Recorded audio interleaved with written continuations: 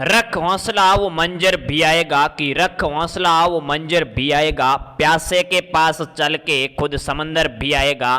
तक कर ना बैठ रे मंजिल के मुसाफिर, मंजिल भी मिलेगी और मिलने का मजा भी आएगा। नमस्कार साथियों, स्वागत है आप सबका YouTube के इस ऑनलाइन प्लेटफॉर्म पर। तो साथियों, आज की अपनी क्लास रहने वाली है पूरे राजस्थान जीके के 250 क्वेश्चन, जिसमें इतिहास, भूगोल, कला, संस्कृति, सारी राज व्यवस्था वगैरह मिश्रित क्लास है।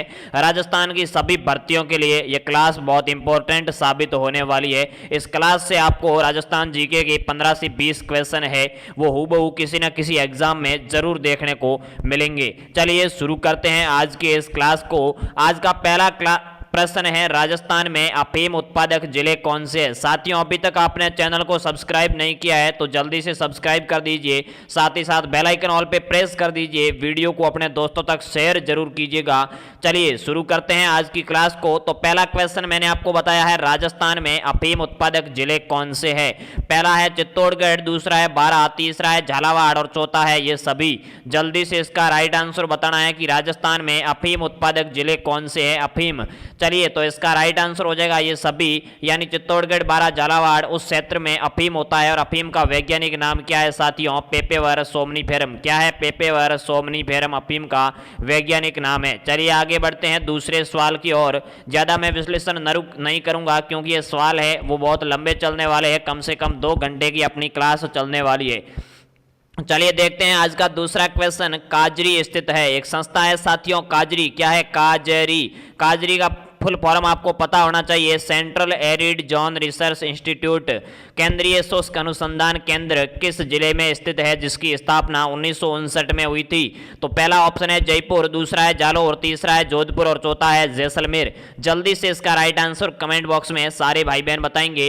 बिल्कुल इसका सही आंसर हो जाएगा जोधपुर। काजरी कहाँ है भाई? जोधपुर में है और आपरी भी जोधपुर में है। काजरी की स्थापना 1959 में हुई, केंद्रीय शुष्क अनुसंधान केंद्र।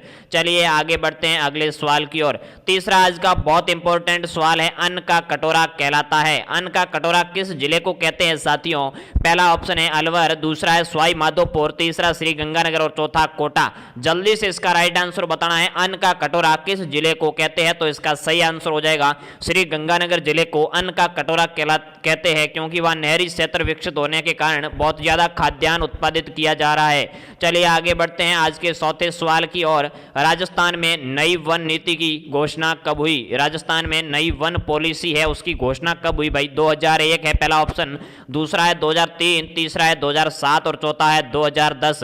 अभी तक किसी ने क्लास को शेयर नहीं किया है, चैनल को सब्सक्राइब नहीं किया है तो बहुत मेहनत करते हैं आपके लिए, तो इतना तो आपका नैतिक कर्तव्य बनता है साथियों, क्लास को शेयर कर दो। 1 मिनट में क्लास को फटाफट से शेयर कर दो। तो इसका राइट आंसर हो जाएगा 2010। राजस्थान की न्यू वन नीति है वो 2010 में घोषित हुई। सबसे ज्यादा वन है वो उदयपुर जिले में है और सबसे कम वन है वो चूरू जिले में हो जाएंगे। चलिए भाई आगे बढ़ते हैं अगले सवाल की ओर। पांचवा सवाल देखते हैं, उड़न गिलहरी के लिए प्रसिद्ध अभ्यारण्य कौन सा है? उड़न गिलहरी के लिए कौन सा अभ्यारण्य प्रसिद्ध है? पहला है सीता माता अभ्यारण्य प्रतापगढ़, दूसरा है दर्रा अभ्यारण्य कोटा, तीसरा है सरिस्का अभ्यारण्य अलवर, चौथा है केवलादेव भरतपुर। जल्दी से आपको बताना है उड़न गिलहरी के लिए प्रसिद्ध अभ्यारण्य कौन सा है। पूरे 250 प्रश्नों की महा मैराथन क्लास है, कम से कम 2 घंटे चलेगी, तो मजे के साथ पढ़ते जाइएगा। एक एक सवाल के साथ 4-4, 5-5 सवाल आपके तैयार होते जाएंगे। तो चलिए साथियों, इसका राइट आंसर हो जाएगा सीता माता अभ्यारण्य प्रतापगढ़। किस जिले में? अभी प्रतापगढ़ जिले में है।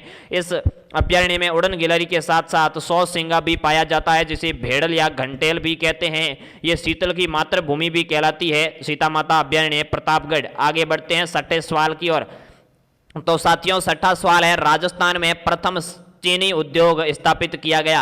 राजस्थान में प्रथम चीनी उद्योग है वो किस जगह स्थापित किया गया? पहला है चित्तौड़गढ़ में, दूसरा है भोपाल सागर, तीसरा है उदयपुर, चौथा है सीकर। जल्दी से इसका राइट आंसर बताना है, राजस्थान में किस जगह सबसे पहले शुगर मिल स्थापित की गई? तो इसका राइट आंसर हो जाएगा भोपाल सागर। भोपाल सागर किस जिले में है साथियों? तो ये चित्तौड़गढ़ जिले में हो जाएगा। और भोपाल सागर की जो मिल है वो कब स्थापित की गई? तो 1932 में की गई। और उसका नाम अगर आपको पूछे तो उसका नाम हो जाएगा द मेवाड़ शुगर मिल। क्या हो जाएगा? द मेवाड़ शुगर मिल इसका नाम हो जाएगा। चलिए आगे बढ़ते हैं 7वें सवाल की ओर। 7वां सवाल है, वस्त्र निर्यातक शहर के नाम से कौन सा शहर जाना जाता है? वस्त्र नगरी, अब्रक नगरी, क्या क्या नाम है? वस्त्र नगरी, अब्रक नगरी, टेक्सटाइल सिटी, बहुत सारे नाम है इस शहर के, तो आपको बताने हैं टेक्सटाइल सिटी। चलिए तो इसका राइट आंसर हो जाएगा भीलवाड़ा। वस्त्र निर्यातक शहर के नाम से भीलवाड़ा को जाना जाता है। चलिए आगे बढ़ते हैं अगले सवाल की ओर। मैं फास्टली करवा रहा हूं क्योंकि क्वेश्चन है वो बहुत ज्यादा है, आपका समय ज्यादा वेस्ट नहीं करने वाला हूं। चलिए साथियों 8वां क्वेश्चन देखते हैं। राजस्थान की मरुगंगा किसे कहते हैं? राजस्थान की मरुगंगा यानी मरुस्थल की गंगा किसे कहते हैं? इंदिरा गांधी नहर को कहते हैं, बीसलपुर परियोजना को कहते हैं, चंबल नदी को कहते हैं या बनास नदी को कहते हैं? जल्दी से इसका राइट आंसर बताना है। साथियों एक बार कमेंट करके जरूर बताएं क्लास कैसी लग रही है, अभी तक आपने शेयर किया है नहीं किया है तो जल्दी से इसका राइट आंसर मैं बताता हूं आपको। इसका सही आंसर हो जाएगा इंदिरा गांधी नहर, जिसका लास्ट पॉइंट है वो गडरा रोड बाड़मेर हो जाएगा। क्या हो जाएगा भाई? ये गांव है बाड़मेर का, गडरा रोड बाड़मेर, तो ये इसका लास्ट पॉइंट है, अंतिम बिंदु है। चलिए आगे बढ़ते हैं अगले सवाल की ओर। राजस्थान के प्रथम निर्वाचित मुख्यमंत्री कौन थे? निर्वाचित का अर्थ होता है लोगों द्वारा वोट देके बनाया गया, लोगों द्वारा मत पत्र का यूज करके सबसे पहले कौन से मुख्यमंत्री को चुना गया, निर्वाचित किया गया? तो पहला है हीरालाल शास्त्री, दूसरा है टीकाराम पालीवाल, तीसरा अशोक गहलोत, चौथा वसुंधरा राजे। जल्दी से इसका राइट आंसर बताना है। इसका सही आंसर हो जाएगा साथियों टीकाराम पालीवाल, राजस्थान के प्रथम निर्वाचित मुख्यमंत्री है। और राजस्थान के प्रथम मनोनीत मुख्यमंत्री माने हैं तो हीरालाल शास्त्री हो जाएंगे। वर्तमान में राजस्थान के मुख्यमंत्री अशोक गहलोत है और राजस्थान की प्रथम महिला मुख्यमंत्री वसुंधरा राजे है। चलिए आगे बढ़ते हैं अगले सवाल की ओर। 10वां सवाल देखते हैं। मयूर ध्वज किस दुर्ग को कहा जाता है? मयूर ध्वज काग चिंतामणि, क्या है? काग चिंतामणि, बहुत सारे इस दुर्ग के नाम है, गढ़ चिंतामणि, काग चिंतामणि, मयूर ध्वज या मोर ध्वज, तो वो किस दुर्ग को कहते हैं? लोहागढ़ को कहते हैं, मेहरानगढ़ को कहते हैं, चित्तौड़गढ़ को कहते हैं या फिर भटनेर दुर्ग को कहते हैं? जल्दी से आपको बताना है। तो इसका राइट आंसर हो जाएगा मेहरानगढ़ दुर्ग जोधपुर। क्या है भाई? मेहरानगढ़ दुर्ग किस जिले में है? जोधपुर जिले में है। लोहागढ़ दुर्ग भरतपुर में है, चित्तौड़गढ़ चित्तौड़ में है, भटनेर हनुमानगढ़ में है। आगे बढ़ते हैं अगले सवाल की ओर। अगला सवाल है ढोला मारू किस चित्रकला शैली में निर्मित है? ढोला मारू चित्र है वो कौन सी चित्रकला शैली में निर्मित है? पहला ऑप्शन है बीकानेरी, दूसरा मेवाड़ी, तीसरा किशनगढ़ और चौथा जोधपुर। जल्दी से इसका राइट आंसर बताना है भाई। ढोला मारू चित्रकला शैली किस चित्रकला शैली में निर्मित है? तो इसका राइट आंसर हो जाएगा जोधपुरी चित्र शैली में। एक साथियों किताब है ढोला मारूरा दुआ। क्या है भाई? ढोला मारूरा दुआ किताब का नाम है। यह लिखी थी साथियों कवि कल्लोल ने। किसने लिखी? कवि कल्लोल ने इस पुस्तक को लिखा था। चलिए आगे बढ़ते हैं अगले सवाल की ओर।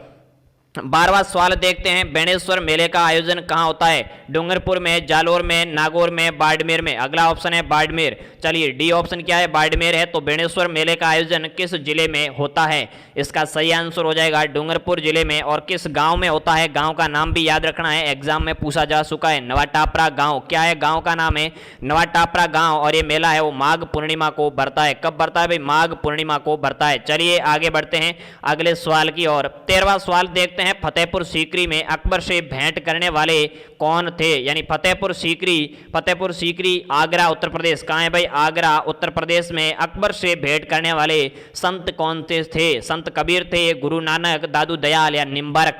जल्दी से इसका राइट आंसर बताना है। फतेहपुर सीकरी में अकबर से, मुगल बादशाह अकबर से किसने भेंट की थी? चलिए तो इसका राइट आंसर हो जाएगा दादू दयाल। क्या है? दादू दयाल के जो अनुयायी है उसे दादू पंथी कहते हैं। इनकी 5 पीठ है राजस्थान में, वो पांचों के नाम भी आपको पता होने चाहिए। आगे बढ़ते हैं अगले सवाल की ओर देखते हैं।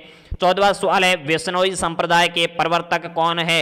विश्नोई संप्रदाय 20+9 क्या है भाई? 20+9 यानी 20 नोई। कितने नियम है टोटल? 29 नियम है। और इसके प्रवर्तक है वो जाम्बोजी महाराज हो जाएंगे, जो पीपासर नागौर से संबंधित थे। पर्यावरण प्रेमी के रूप में जाने जाते हैं। विश्व के प्रथम पर्यावरण वैज्ञानिक जाम्बोजी को माना जाता है। चलिए आगे बढ़ते हैं अगले सवाल की ओर। 15वां सवाल देखते हैं। लोक देवता तेजाजी का जन्म स्थान कौन सा क्षेत्र माना जाता है? साथियों लोक देवता तेजाजी का जन्म स्थान पूछा गया है। पहला ऑप्शन है नागौर, दूसरा है खरनाल, तीसरा उंडू कश्मीर, चौथा है चूरू। उंडू कश्मीर में बाबा रामदेव जी का जन्म हुआ था। किसका हुआ था? रामदेव जी का जन्म हुआ था। साथ ही साथ चूरू में अगर पूछे तो ददरेवा चूरू में गोगाजी महाराज का जन्म हुआ था। खरनाल में तेजाजी महाराज का जन्म हुआ। इसका राइट आंसर खरनाल हो जाएगा। और नागौर में, पीपासर नागौर में जाम्बोजी का जन्म हुआ। और बहुत सारे देवी देवताओं का जन्म भी नागौर में हुआ था। चलिए आगे बढ़ते हैं अगले सवाल की ओर। भारत सरकार की ओर से घोषित राज्य की एकमात्र आदिम जनजाति कौन सी है?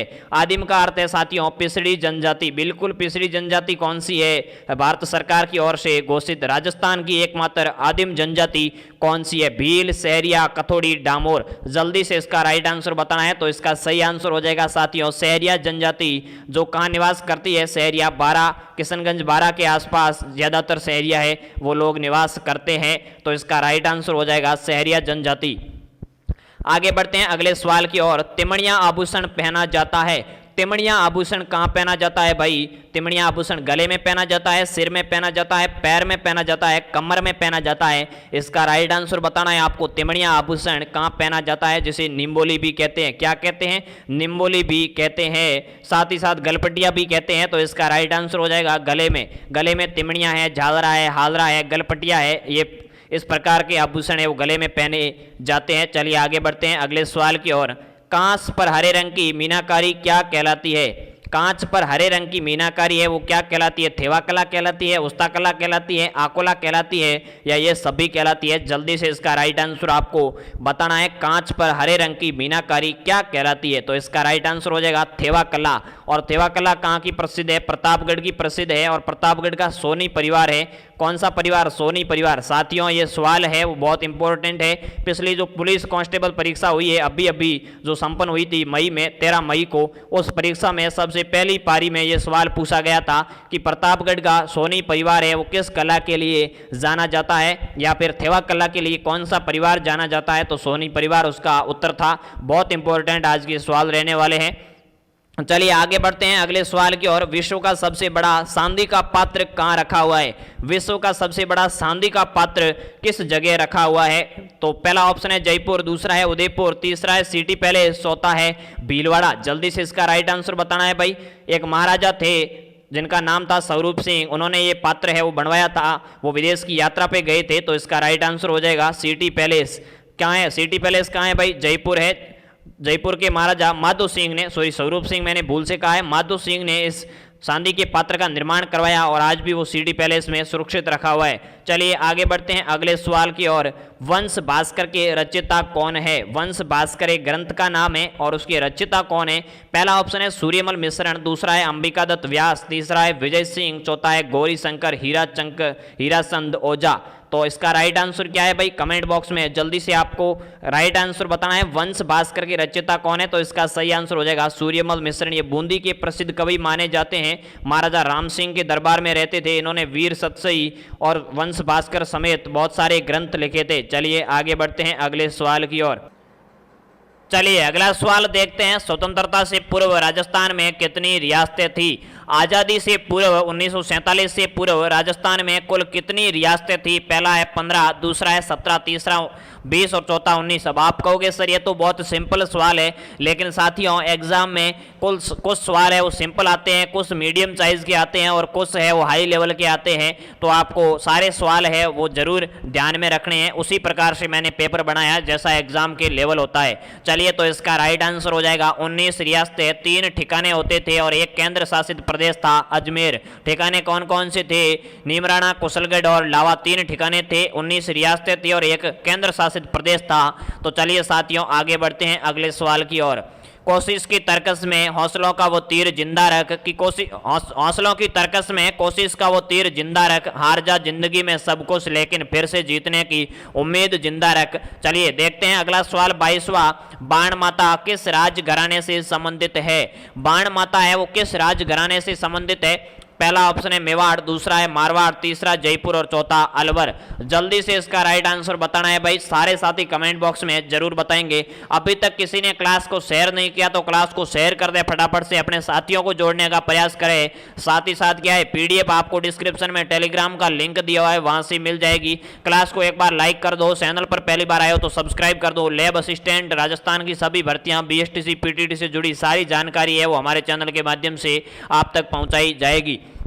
चलिए देखते हैं इसका राइट आंसर। तो इसका राइट आंसर हो जाएगा मेवाड़। बाण माता है वो मेवाड़ घराने से संबंधित थी। सिसोदिया या गोइल वंश की कुल देवी भी मानी जाती है, मेवाड़ के महाराणाओं की कुल देवी मानी जाती है। तो इसका राइट आंसर क्या हो जाएगा, मेवाड़ घराने से संबंधित, ए इसका सही आंसर हो जाएगा। आगे बढ़ते हैं अगले सवाल की ओर। रणकपुर के जैन मंदिर किस जिले में है?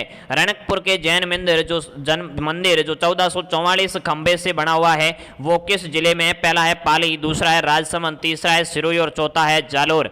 जल्दी से इसका राइट आंसर बताना है, रणकपुर के जैन मंदिर किस जिले में है? तो इसका सही आंसर हो जाएगा पाली। किसने बनाए भाई? धारणक शाह ने इनका निर्माण करवाया था। धन्ना और धन्ने का मिश्रित नाम है धारणक शाह। चलिए, तो धारणक शाह ने पाली जिले में मथाई नदी के तट पे 1444 खंभों के मंदिर बनाए थे, जिसे रणकपुर के जैन मंदिर कहा जाता है। आगे बढ़ते हैं अगले सवाल की ओर। राजस्थान साहित्य अकादमी कहाँ स्थित है? 24वां क्वेश्चन है, राजस्थान साहित्य अकादमी कहाँ है? पहला है भरतपुर, दूसरा है कोटा, तीसरा झुंझुनू, चौथा उदयपुर। जल्दी से बताना है 24वें क्वेश्चन का राइट आंसर। राजस्थान साहित्य अकादमी किस जिले में स्थित है? इसका राइट आंसर हो जाएगा साथियों, क्या हो जाएगा? उदयपुर इसका सही आंसर हो जाएगा। जहाँ साहित्य से संबंधित ग्रंथ है वो सुरक्षित रखे जाते हैं उसे राजस्थान साहित्य अकादमी कहते हैं, और वो इसकी प्रधान पीठ है वो उदयपुर में हो जाएगी। आगे बढ़ते हैं अगले सवाल की ओर। 25वां सवाल देखते हैं। परवन, निवाज, आहू, उजाड़ आदि किस नदी की सहायक नदियां हैं? परवन नदी, निवाज नदी, आहू नदी, उजाड़ नदी किस नदी की सहायक नदियां हैं? पहला है पार्वती, दूसरा है काली सिंध, तीसरा बेड़च, चौथा कोठारी। जल्दी से कमेंट बॉक्स में इसका सही आंसर छाप दो मेरे साथियों। इसका राइट आंसर हो जाएगा काली सिंध नदी की सहायक नदियां हैं ये सारी नदियां। किसकी है भाई? काली सिंध नदी की सहायक नदियां हैं। आगे बढ़ते हैं 26वें सवाल की ओर। 26वां सवाल है, उदयपुर की वह झील जिसकी आधारशिला ड्यूक ऑफ कनॉट के द्वारा रखी गई थी। उदयपुर की ऐसी कौन सी झील है जिसकी आधारशिला है वो ड्यूक ऑफ कनॉट के द्वारा रखी गई थी? पहला ऑप्शन है अंग्रेज अधिकारी था ड्यूक ऑफ कनॉट, पहला है आना सागर, दूसरा है पिसोला, तीसरा फतेह सागर और चौथा है जयसमंद। जल्दी से इसका सही आंसर कमेंट करके बताना है। उदयपुर की कौन सी झील है जिसकी आधारशिला अंग्रेज अधिकारी कनॉट के द्वारा रखी गई? तो इसका सही आंसर हो जाएगा फतेह सागर उदयपुर। क्या है? उदयपुर की झील है फतेह सागर। इसे देवाली तालाब भी कहते हैं, इसे कनॉट बांध भी कहते हैं। कनॉट के नाम पर कनॉट बांध इसका नामकरण भी किया गया है। ये इस झील का निर्माण है वो जय सिंह ने करवाया, लेकिन इसका पुनर्निर्माण है वो फतेह सिंह ने करवाने के कारण इसका नाम फतेह सागर झील है वो हो गया था। चलिए आगे बढ़ते हैं अगले सवाल की ओर। 27वां सवाल देखते हैं। मारवाड़ का अमृत सरोवर कौन सा बांध कहलाता है? मारवाड़ का अमृत सरोवर कौन सा बांध कहलाता है? माई बजाज सागर, जवाई बांध, बीसलपुर बांध या मेजा बांध। जल्दी से इसका राइट आंसर बताना है। मारवाड़ का अमृत सरोवर पूछा है तो जो बांध मारवाड़ में है वही मारवाड़ का अमृत सरोवर होगा। तो मारवाड़ में जवाई नदी पे जवाई बांध बना हुआ है। कौन से जिले में है? पाली जिले में है। किसने बनाया साथियों? तो मारवाड़ के शासक उम्मेद सिंह ने इसका निर्माण करवाया था। पाली और जोधपुर जिले को ये बांध है वो जलापूर्ति करता है। सुमेरपुर पाली में ये बांध है, जवाई नदी पे स्थित है। चलिए आगे बढ़ते हैं अगले सवाल की ओर। राज्य में किस नस्ल की भेड़ सर्वाधिक संख्या में पाई जाती है? भेड़, मारवाड़ में जिसे लरड़ी कहते हैं। क्या कहते हैं साथियों? मारवाड़ में जिसे लरड़ी बेड़ा भी कहते हैं। तो भेड़ है वो सर्वाधिक कौन सी नस्ल की पाई जाती है? जैसलमेरी, मारवाड़ी, मगरा या सोना सोकला। जल्दी से इसका राइट आंसर बताना है भाई। तो इसका सही आंसर हो जाएगा मारवाड़ी भेड़। कहाँ पाई जाती है? तो मारवाड़ी है तो निश्चित है कि मारवाड़ क्षेत्र में ही पाई जाती है। और 50% यानी राजस्थान की टोटल भेड़ों की 50% भेड़ें हैं वो मारवाड़ी नस्ल की है। चलिए आगे बढ़ते हैं अगले सवाल की ओर। एशिया का सबसे बड़ा कृषि फार्म सूरतगढ़ में है जो किस जिले में स्थित है? यानी सूरतगढ़ किस जिले में है जो एशिया का सबसे बड़ा कृषि फार्म बना हुआ है? पहला है श्रीगंगानगर, दूसरा है कोटा, तीसरा हनुमानगढ़, चौथा सीकर। तो इसका सही आंसर हो जाएगा श्रीगंगानगर जिले में एशिया का सबसे बड़ा कृषि फार्म सूरतगढ़ है। चलिए आगे बढ़ते हैं अगले सवाल की ओर। वह खनिज जो राजस्थान में सर्वाधिक मिलता है एवं हरसौंठ कहलाता है, उसका उपनाम क्या है? हरसौंठ उसका उपनाम है। और जो राजस्थान में सर्वाधिक मात्रा में मिलता है, पहला है जिप्सम, दूसरा है अभ्रक, तीसरा है सीसा जस्ता और चौथा है सांदी। जल्दी से इसका आपको राइट आंसर बताना है। तो इसका सही आंसर हो जाएगा जिप्सम। क्या हो जाएगा भाई? जिप्सम है वो सर्वाधिक राजस्थान में मिलता है और उसका अन्य नाम या उपनाम पूछे तो हरसौंठ हो जाएगा। आगे बढ़ते हैं 31वें सवाल की ओर। 31वां सवाल है, 3 जून 1961 को स्थापित वह संस्था जो राज्य में लघु औद्योगिक एवं हस्तशिल्प इकाइयों को वित्तीय सहायता प्रदान करती है, यानी रुपए पैसों की व्यवस्था करती है, धन प्रदान करती है छोटी इकाइयों को, लघु यानी छोटे औद्योगिक क्षेत्रों को, हस्तशिल्प इकाइयों को धन कौन सी संस्था प्रदान करती है? पहला है आरएफसी, दूसरा है रिको, तीसरा है राजसिको और चौथा है रूडा। तो इसका राइट आंसर हो जाएगा राजसिको। राजसिको की फुल फॉर्म क्या है? Rajasthan salt industry corporation. Rajsico को ऐसे लिखा जाता है राजसिको। क्या है? Rajsico, Rajasthan salt industry corporation इसकी फुल फॉर्म हो जाएगी। इसकी मुख्यालय है वो, इसका मुख्यालय जयपुर में हो जाएगा। चलिए आगे बढ़ते हैं अगले सवाल की ओर। राजस्थान की किस पड़ोसी राज्य से सर्वाधिक सीमा लगती है? यानी राजस्थान की सीमा है वो किस पड़ोसी राज्य से सर्वाधिक लगती है? पहला है पंजाब, दूसरा है हरियाणा, तीसरा यूपी, चौथा एमपी। जल्दी से इसका राइट आंसर कमेंट बॉक्स में छाप दीजिए मेरे रसगुल्लों। तो इसका सही आंसर क्या हो जाएगा भाई? इसका सही आंसर हो जाएगा एमपी और वो है 1600 किलोमीटर। क्या है? 1600 किलोमीटर। और सबसे कम पूछे तो पंजाब से 89 किलोमीटर हो जाएगी। आगे बढ़ते हैं अगले सवाल की ओर। जल्दी से जितने भी शेर शेरनियाँ जुड़े हैं उन सभी का बहुत बहुत स्वागत है। मीना, टीना, अंजू, रीना, मुकेश, सुरेश, रमेश, अनिल, सारे जितने भी जुड़े हैं उन सभी का स्वागत है। और साथ ही साथ क्लास को एक बार शेयर कर दो। पीडीएफ आपको बिल्कुल निःशुल्क टेलीग्राम पे मिल जाएगी जिसका लिंक डिस्क्रिप्शन में दिया हुआ है। सारे साथी चैनल पर पहली बार आए हो तो सब्सक्राइब भी जरूर कीजिएगा। देखते हैं अगला क्वेश्चन। राजस्थान का वह शहर जिसे पूर्व का वेनिस कहते हैं? एक है पेरिस और दूसरा है वेनिस। तो पेरिस तो जयपुर को कहते हैं और वेनिस किसे कहते हैं? तो इसका राइट आंसर हो जाएगा उदयपुर को पूर्व का वेनिस कहते हैं। झीलों की नगरी कहते हैं, फाउंटेन और माउंटेन का शहर कहते हैं। चलिए भाई आगे बढ़ते हैं अगले सवाल की ओर। अगला सवाल है राजस्थान की सबसे ऊंची चोटी किस जिले में स्थित है? पहला है उदयपुर, दूसरा सिरोही, तीसरा जयपुर और चौथा सीकर। जल्दी से इसका राइट आंसर बताना है। राजस्थान की सबसे ऊंची चोटी किस जिले में स्थित है? तो इसका राइट आंसर हो जाएगा सिरोही में और वो है गुरु शिखर। क्या है नाम? गुरु शिखर, जो 1722 मीटर जिसकी ऊंचाई है, 5650 मीटर उसकी फीट में ऊंचाई हो जाएगी। आगे बढ़ते हैं अगले सवाल की ओर। अगला सवाल देखते हैं 35वां। राजस्थान में सर्वाधिक सिंचाई होती है, यानी राजस्थान में सर्वाधिक सिंचाई किन साधनों से होती है? साधन का नाम आपसे पूछा गया है। बहुत इंपॉर्टेंट सवाल है, कम से कम 3 से 4 बार परीक्षाओं में पूछा गया है पिछली परीक्षाओं में, इसलिए बहुत इंपॉर्टेंट है, याद आपको होना चाहिए। राजस्थान में सर्वाधिक सिंचाई नलकूपों से होती है, तालाब से होती है, खडेड़ से होती है या इन सभी से होती है? जल्दी से इसका राइट आंसर बताना है। तो इसका राइट आंसर हो जाएगा कुएं और नलकूपों से। साथ में अगर कुआं आ जाए तो कुआं और नलकूप दोनों उत्तर सही हो जाएंगे। और सबसे ज्यादा कुएं और नलकूपों से सिंचाई है वो किस जिले में होती है? तो इसका राइट आंसर हो जाएगा जयपुर जिले में सर्वाधिक सिंचाई कुएं और नलकूपों से होती है। आगे बढ़ते हैं अगले सवाल की ओर। राज्यपाल के द्वारा जारी अध्यादेश को राज्य विधानमंडल का सत्र प्रारंभ होने के कितने समय तक विधानमंडल में रखा जाना अनिवार्य है, अन्यथा वे निष्प्रभावी हो जाएगा? यानी जब राज्यपाल अध्यादेश जारी करता है तो राज्य विधानमंडल का सत्र प्रारंभ होने के कितने समय तक, यानी कितने समय के अंदर अंदर विधानमंडल में या विधानसभा या विधान परिषद में रखा जाना अनिवार्य है, नहीं तो वो निष्प्रभावी हो जाएगा।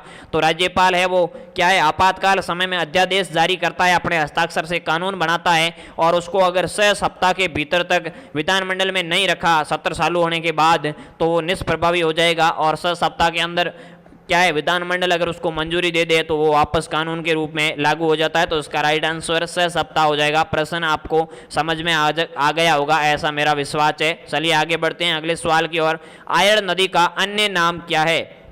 आयड़ नदी का दूसरा नाम क्या है? पहला है बनास, दूसरा है संबल, तीसरा है जाखम, चौथा है बेड़स।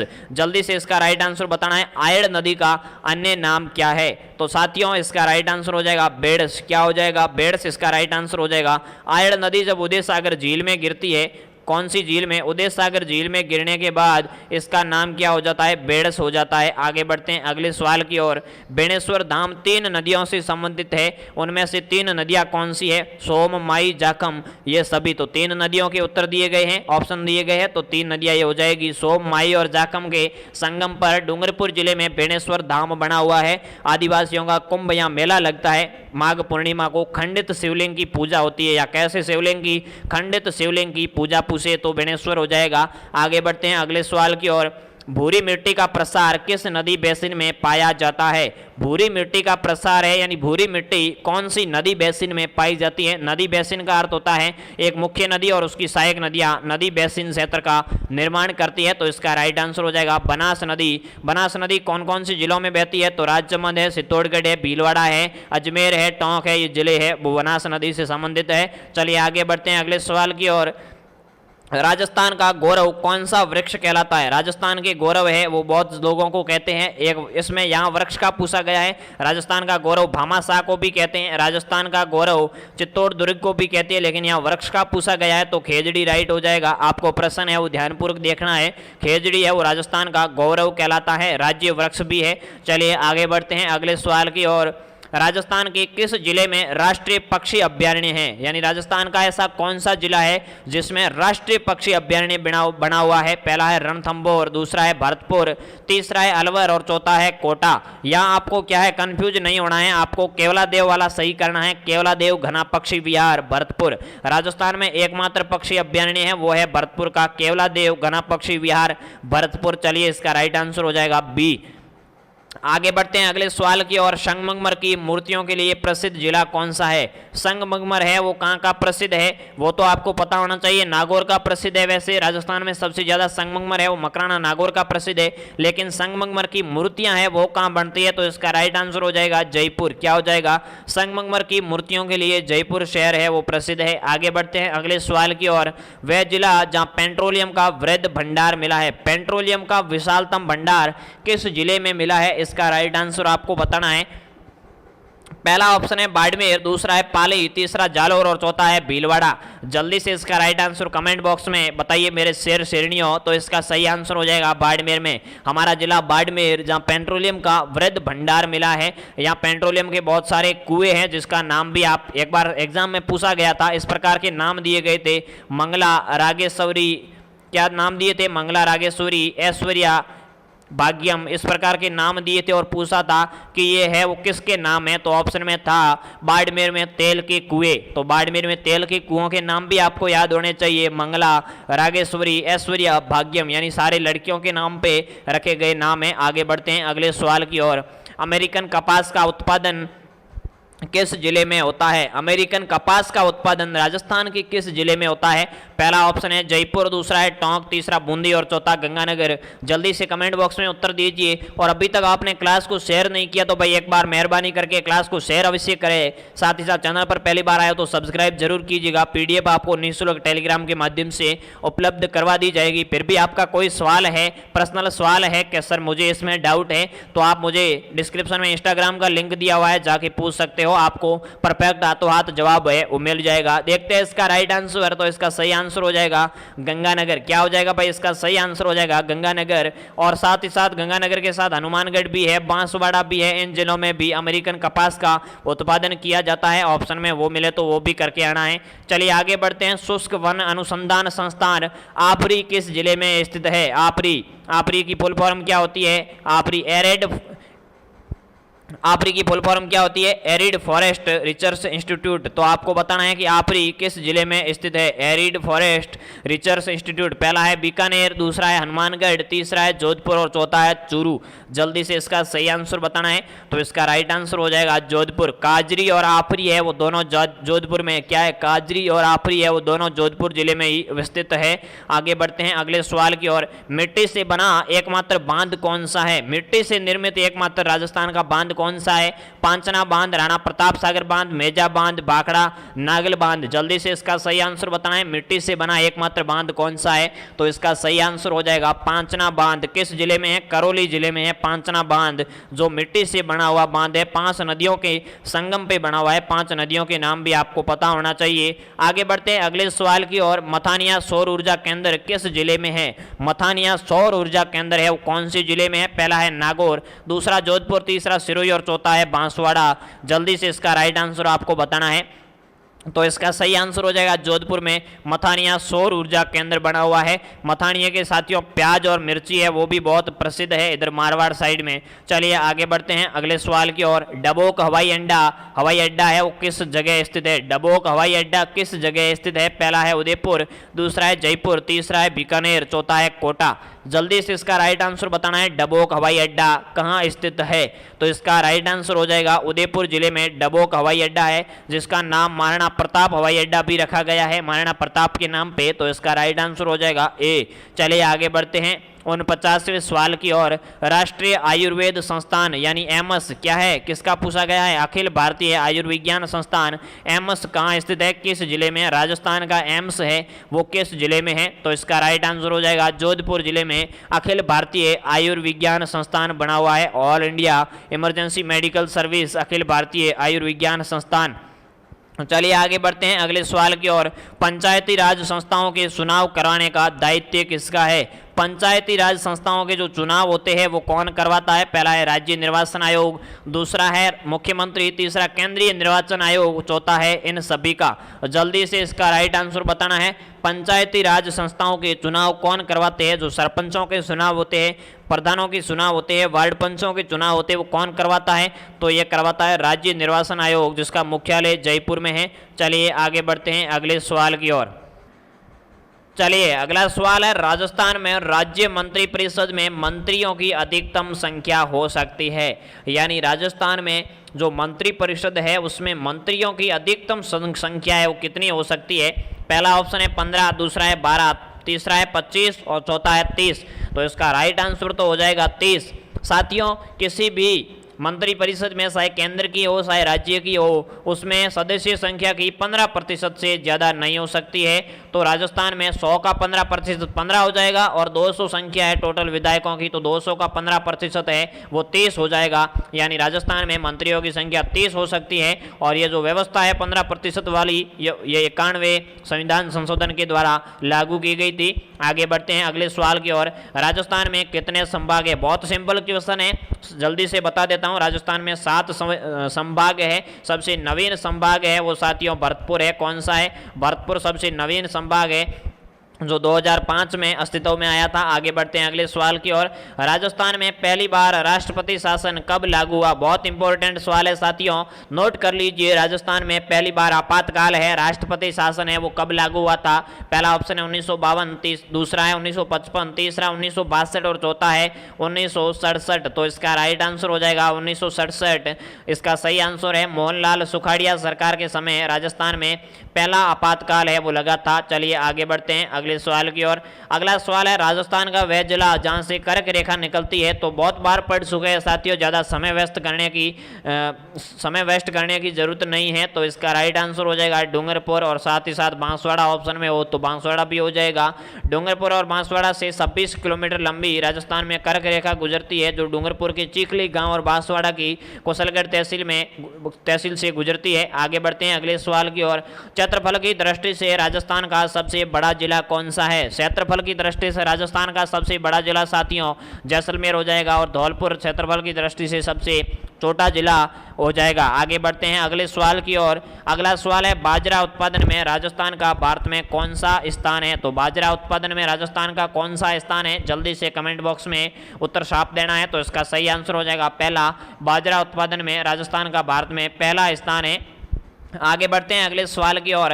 राष्ट्रीय सरसों अनुसंधान केंद्र कहाँ स्थित है? सरसों अनुसंधान केंद्र किस जगह है? अलवर में है, कोटा में है, भरतपुर में है, करौली में है? जिला आपको बताना है, स्थान का नाम भी आपको याद होना चाहिए। कभी कभी ऑप्शन में स्थान का नाम पूछा जाता है सीधे। तो इसका राइट आंसर हो जाएगा भरतपुर। क्या हो जाएगा? भरतपुर, और भरतपुर का स्थान है सेवर। क्या है भाई? भरतपुर के सेवर में सरसों अनुसंधान केंद्र स्थित है, इसका आपको ध्यान रखना है। आगे बढ़ते हैं अगले सवाल की ओर। जनगणना 2011 के अनुसार राजस्थान में लिंगानुपात कितना है? लिंगानुपात का अर्थ होता है साथियों, पूरे 1000 पुरुषों पे महिलाओं की संख्या होती है, उसे लिंगानुपात कहते हैं। तो ये आपको पता होना चाहिए। राजस्थान का लिंगानुपात है वो कितना है साथियों? तो वो हो जाएगा 928 2011 की जनगणना के अनुसार। आगे बढ़ते हैं अगले सवाल की ओर। उत्तर भारत का सर्वप्रथम पूर्ण साक्षर जिला कौन सा है? उत्तर भारत का पूछा है साथियों। राजस्थान का ऐसा जिला है जो उत्तर भारत यानी पूरे उत्तर भारत का सर्वप्रथम पूर्णतः साक्षर जिला बना है। तो इसका राइट आंसर हो जाएगा झुंझुनू जिला, जो शेखावाटी का सिरमौर जिला कहलाता है। बिल्कुल, ये उत्तरी भारत का सर्वप्रथम पूर्णतः साक्षर जिला बना है। आगे बढ़ते हैं अगले सवाल की ओर। अगला सवाल देखते हैं, राजस्थान का सबसे निकटतम बंदरगाह कौन सा है? बंदरगाह यानी जहां समुद्री जहाज रुकते हैं, ठहरते हैं, माल का आदान प्रदान आयात निर्यात किया जाता है, उसे बंदरगाह कहते हैं। तो राजस्थान का सबसे निकटतम बंदरगाह कौन सा है? तो सबसे निकटतम समुद्र है वो राजस्थान के गुजरात में है। तो गुजरात का बंदरगाह है कांडला, जिसे वर्तमान में दीनदयाल उपाध्याय बंदरगाह के नाम से भी जाना जाता है। बीजेपी ने इसका नाम चेंज कर दिया है, दीनदयाल उपाध्याय बंदरगाह कर दिया है कांडला पोर्ट गुजरात। चलिए आगे बढ़ते हैं अगले सवाल की ओर। अगला सवाल देखते हैं साथियों, मेजा बांध का निर्माण किस नदी पर हुआ है? मेजा बांध का निर्माण किस नदी पे और कौन से जिले में है? तो इसका राइट आंसर आपको बताना है कोठारी, बनास, घोड़ापसाड़ या बेड़च। तो इसका राइट आंसर हो जाएगा कोठारी नदी पे। आपको इस प्रकार से याद रखना है कि मेज है वो भीग गई है, तो भीलवाड़ा में मेजा बांध बना हुआ है कोठारी नदी पे, तो मेज भीग गई। किस नदी से भीग गई? तो कोठारी नदी से भीग गई, यानी मेजा बांध भीलवाड़ा में कोठारी नदी पे है। आगे बढ़ते हैं अगले सवाल की ओर। ताल चापर किसके लिए प्रसिद्ध है? साथियों, ताल चापर अभ्यारण्य है वो किसके लिए प्रसिद्ध है? पहला है काले हरिणों के लिए, दूसरा है बाघ के लिए, तीसरा है हाथियों के लिए, चौथा है शेरों के लिए। तो इसका राइट आंसर बताना है मेरे शेरों जल्दी से कि ताल चापर है वो किसके लिए प्रसिद्ध है? तो इसका सही आंसर हो जाएगा काले हरिणों के लिए। और ताल चापर है कहाँ? तो चूरू जिले में है, ये काले हरिणों का घर कहलाता है। यहाँ साथियों विरह का प्रतीक कुर्जा पक्षी भी आता है। कुर्जा पक्षी दो जगह आता है राजस्थान में, एक खींसन गांव जोधपुर है और एक ताल चापर चूरू हो जाएगा। आगे बढ़ते हैं अगले सवाल की ओर, फटाफट से अगला सवाल देखते हैं। इंस्ट्रूमेंसन लिमिटेड कहाँ स्थित है? इंस्ट्रूमेंसन लिमिटेड है वो किस जगह स्थित है जहाँ मशीनें बनती है? राजस्थान में ऐसी एक जगह है जहाँ मशीनों का निर्माण किया जाता है, सभी प्रकार की मशीनें, जिसे इंस्ट्रूमेंसन लिमिटेड कहते हैं। तो ये कहाँ है? जयपुर में है, बीकानेर में है, अजमेर में है, कोटा में है। जल्दी से इसका राइट आंसर बताना है मेरे प्यारे भाई बहनों। तो जल्दी से कमेंट बॉक्स में इसका सही आंसर है वो साफ दीजिएगा, उसके बाद में मैं आपको इसका राइट आंसर बताता हूँ। मुश्किलों से भाग जाना आसान होता है, थोड़ा बहुत आपको मोटिवेशन भी कर देता हूँ कि मुश्किलों से भाग जाना आसान होता है, हर पल जिंदगी का इम्तिहान होता है। डरने वालों को मिलता नहीं है कुछ जिंदगी में, और लड़ने वालों के कदमों में सारा जहां होता है, लड़ने वालों के कदमों में सारा संचार होता है। तो इसका सही आंसर हो जाएगा साथियों कोटा। कौन सा जिला हो जाएगा? इसका सही आंसर हो जाएगा कोटा जिला। आगे बढ़ते हैं अगले सवाल की ओर। राजस्थान की धातु नगरी कौन सा जिला कहलाता है? राजस्थान की धातु नगरी कौन सा जिला कहलाता है? पहला है भीलवाड़ा, दूसरा है जयपुर, तीसरा है नागौर और चौथा जिला आप कोई सा भी ऑप्शन में मान सकते हो। राइट आंसर आपको इन तीनों में से ही बताना है, एक ऑप्शन नीचे रह गया है। चलिए, तो इसका राइट आंसर हो जाएगा नागौर जिले को राजस्थान की धातु नगरी कहते हैं। आगे बढ़ते हैं अगले सवाल की ओर। अगला सवाल देखते हैं, किस जिले में मैग्नीज अधिक मात्रा में निकाला जाता है? यानी कौन से जिले में मैग्नीज खनिज है वो सबसे ज़्यादा पाया जाता है? तो इसका आपको राइट आंसर बताना है। मैग्नीज किस प्रकार का खनिज है आपको पता होना चाहिए। ये एक धात्विक प्रकार का खनिज है और धात्विक में भी लोह अयस्क प्रधान खनिज है। तो यह सबसे ज़्यादा है वो बांसवाड़ा जिले में निकाला जाता है। इसका राइट आंसर हो जाएगा बांसवाड़ा, डी बिल्कुल सही है। आगे बढ़ते हैं अगले सवाल की ओर। विश्व का सर्वश्रेष्ठ लिग्नाइट है वो कहाँ पाया जाता है? दुनिया का सर्वश्रेष्ठ यानी सबसे अच्छा लिग्नाइट क्या होता है? लिग्नाइट कोयला होता है। तो लिग्नाइट कोयला है वो दुनिया का सर्वश्रेष्ठ है वो कहाँ पाया जाता है?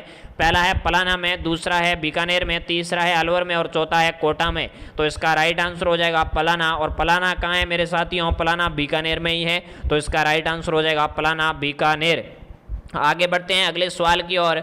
एशिया की सबसे बड़ी कृत्रिम झील कौन सी है? किसकी पूछा है साथियों? एशिया महाद्वीप की सबसे बड़ी कृत्रिम झील है। हमारा सौभाग्य है कि वो राजस्थान में है। कहाँ है भाई? पूरे एशिया महाद्वीप की जो सबसे बड़ा महाद्वीप है उसकी बड़ी कृत्रिम झील है, दूसरी बड़ी कृत्रिम झील वो राजस्थान में है। तो इसका राइट आंसर हो जाएगा जयसमंद झील उदयपुर, जो भारत और राजस्थान की सबसे बड़ी कृत्रिम झील मानी जाती है। आगे बढ़ते हैं अगले सवाल की ओर। कृत्रिम का अर्थ होता है मानव निर्मित और प्राकृतिक का है, प्राकृतिक जो अपने आप बनी हुई होती है। चलिए, इसका राइट आंसर अगले सवाल की ओर आगे बढ़ते हैं। गीदड़ नृत्य होता है, गीदड़ नृत्य किस क्षेत्र का प्रसिद्ध है? पहला है शेखावाटी का, दूसरा है बागड़ का, तीसरा तोरावाटी का, चौथा है हाड़ौती प्रदेश का। तो इसका सही आंसर आपको बताना है गीदड़ नृत्य किस क्षेत्र में किया जाता है। इसका राइट आंसर हो जाएगा शेखावाटी में। शेखावाटी में साथियों संग ढप किस प्रकार की नृत्य है? संग ढप और कच्ची घोड़ी और गीदड़ नृत्य है वो शेखावाटी क्षेत्र के प्रसिद्ध है। ये नृत्य आपको याद रखने हैं। आगे बढ़ते हैं अगले सवाल की ओर। अग्नि नृत्य किस संप्रदाय द्वारा किया जाता है? एक दोहा प्रसिद्ध है, बहुत मुझे याद आ गया है। संवत 1500 के तेष्ट गुरुदेव जसनाथ आश्विन शुक्ला सप्तमी लियो देव अवतार, यानी जसनाथ जी के जन्म से संबंधित एक दोहा है कि आश्विन शुक्ला सप्तमी लियो देव अवतार। चलिए, तो इसका राइट आंसर क्या होगा? अग्नि नृत्य वो जसनाथ जी महाराज से ही संबंधित है, इसी वजह से मैंने आपको जसनाथ जी से संबंधित एक दोहा है वो सुनाया है। तो अग्नि नृत्य कहाँ का प्रसिद्ध है? कतरिया सर बीकानेर का जसनाती संप्रदाय से है, जिसके 36 नियम है और ये नृत्य है वो फतेह फतेह की आवाज़ के साथ किया जाता है। जलती अग्नि पे नाचा जाता है। जसनाथ जी के सिद्ध है वो क्या है? कृषि कार्यों से संबंधित क्रियाएं करते हैं। चलिए आगे बढ़ते हैं अगले सवाल की ओर। सुशिर वाद्यों में सर्वश्रेष्ठ कौन सा है? सुशिर वाद्य कौन से होते हैं? वाद्य यंत्रों के 4 प्रकार है, जिसमें सुशिर वाद्य यंत्र वो होते हैं जो फूंक मार के बजाए जाते हैं, जो हवा से बजाए जाते हैं। तो इसका राइट आंसर क्या होगा? अलगोजा होगा, जो राजस्थान का राज्य वाद्य यंत्र है। क्या है? अलगोजा राजस्थान का राज्य वाद्य यंत्र है। तो ये सर्वश्रेष्ठ वाद्य यंत्र है सुशिर वाद्यों में। चलिए भाई आगे बढ़ते हैं अगले सवाल की ओर। अगला सवाल देखते हैं, कपिल मुनि का मेला कहाँ बढ़ता है? कपिल मुनि का मेला किस जगह बढ़ता है साथियों? पहला ऑप्शन है बीकानेर, दूसरा है कोलायत, तीसरा है देशनोक और चौथा है करौली। जल्दी से इसका राइट आंसर आपको बताना है। कपिल मुनि का मेला है वो किस जगह बढ़ता है? तो इसका राइट आंसर हो जाएगा कोलायत झील के तट पे कपिल मुनि का मेला कार्तिक पूर्णिमा को बढ़ता है। कब बढ़ता है साथियों? कार्तिक पूर्णिमा को कपिल मुनि का मेला कोलायत बीकानेर में बढ़ता है। साथियों आगे बढ़ते हैं अगले सवाल की ओर। अभी तक किसी ने क्लास को शेयर नहीं किया है, क्लास को लाइक नहीं किया है, चैनल को सब्सक्राइब नहीं किया है, तो जल्दी से भाई ये काम सबसे पहले कर दीजिए। उसके बाद अपन बढ़ते हैं सवालों की ओर आगे। PDF आपको टेलीग्राम के माध्यम से निःशुल्क मिल जाएगी, जिसका लिंक डिस्क्रिप्शन में वीडियो अपलोड होने के बाद आ जाएगा। चलिए अगला सवाल है, गणगौर का त्योहार किस महीने में आता है? गणगौर तीज त्योहारा बावड़ी ले डूबी गणगौर। तो गणगौर है वो किस महीने में आता है? चैत्र, वैशाख, ज्येष्ठ और फाल्गुन। जल्दी से आपको बताना है। तीज त्योहारा बावड़ी ले डूबी गणगौर, ये बहुत फेमस कविता है, त्योहारों से संबंधित दुआ है। चलिए तो इसका राइट आंसर हो जाएगा, ये चैत्र मास में मनाई जाती है। चैत्र शुक्ल तृतीया को गणगौर का त्यौहार है वो मनाया जाता है। आगे बढ़ते हैं भाई अगले सवाल की ओर। अगला सवाल देखते हैं, किस दिन लीलटंस पक्षी का दिखना शुभ माना जाता है? कौन से दिन यानी किस दिवस के अवसर पे लीलटंस पक्षी का दिखना शुभ माना जाता है? लीलटंस एक कविता संग्रह भी है, किसका है? कन्हैयालाल सेठिया जी का कविता संग्रह है लीलटंस। क्या है भाई? कन्हैयालाल जी की कविता है, लीलटंस लिखी गई है। तो लीलटंस एक पक्षी है, किस अवसर पे दिखना शुभ माना जाता है? तो इसका राइट आंसर हो जाएगा दशहरे के दिन। और दशहरा कब मनाया जाता है? आश्विन शुक्ल दशमी को। आगे बढ़ते हैं भाई अगले सवाल की ओर। लड़के के जन्म पर थाली बजाई जाती है, किस धातु की होती है? लड़के के जन्म पे जो थाली बजाई जाती है वो किस धातु की होती है? अब आप कहोगे सर सोना मिलता है तो सोने की बजा देते हैं, चांदी मिलती है तो चांदी की बजा देते हैं, कांसा मिलता है तो कांसे की बजा देते हैं। तो सबसे हर घरों में कौन क्या मिलता है भाई? कांसे की थाली मिलती है। बाकी सोने चांदी के बर्तन हैं वो इतने घरों में नहीं मिलते हैं, क्योंकि सोना चांदी है वो कीमती धातु है। तो कांसा इसका सही राइट आंसर हो जाएगा। बाकी इसमें आप ऑप्शन के आधार पर और भी कर सकते हो। अगर कांसा नहीं होता तो सोना सही हो जाता, चांदी भी सही माना जा सकता है, इसमें भी कोई गलत नहीं है। आगे बढ़ते हैं अगले सवाल की ओर। डिंगल का हीरोंस किसे कहा जाता है? डिंगल क्या है साथियों? डिंगल एक भाषा है। तो डिंगल का हीरोंस यानी डिंगल भाषा का हीरो किसे कहा जाता है? पहला है पृथ्वीराज राठौड़ को, दूसरा है शिवचंद भरतिया को, तीसरा अंबिका दत्त व्यास को और चौथा है मोणोत नैणसी को। जल्दी से इसका राइट आंसर बताएं। डिंगल का हीरोंस किससे कहा जाता है? कमेंट बॉक्स में सही आंसर सारे मेरे भाई बहन बताएंगे। जो भी साथी जुड़े हैं उनका बहुत बहुत स्वागत है।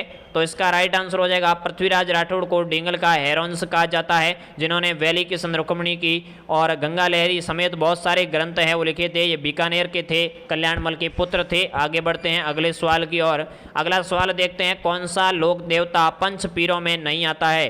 राजस्थान में 5 लोक देवताओं को पंच पीरों के नाम से जाना जाता है। तो इनमें से कौन सा लोक देवता है वो पंच पीरों में नहीं आता है?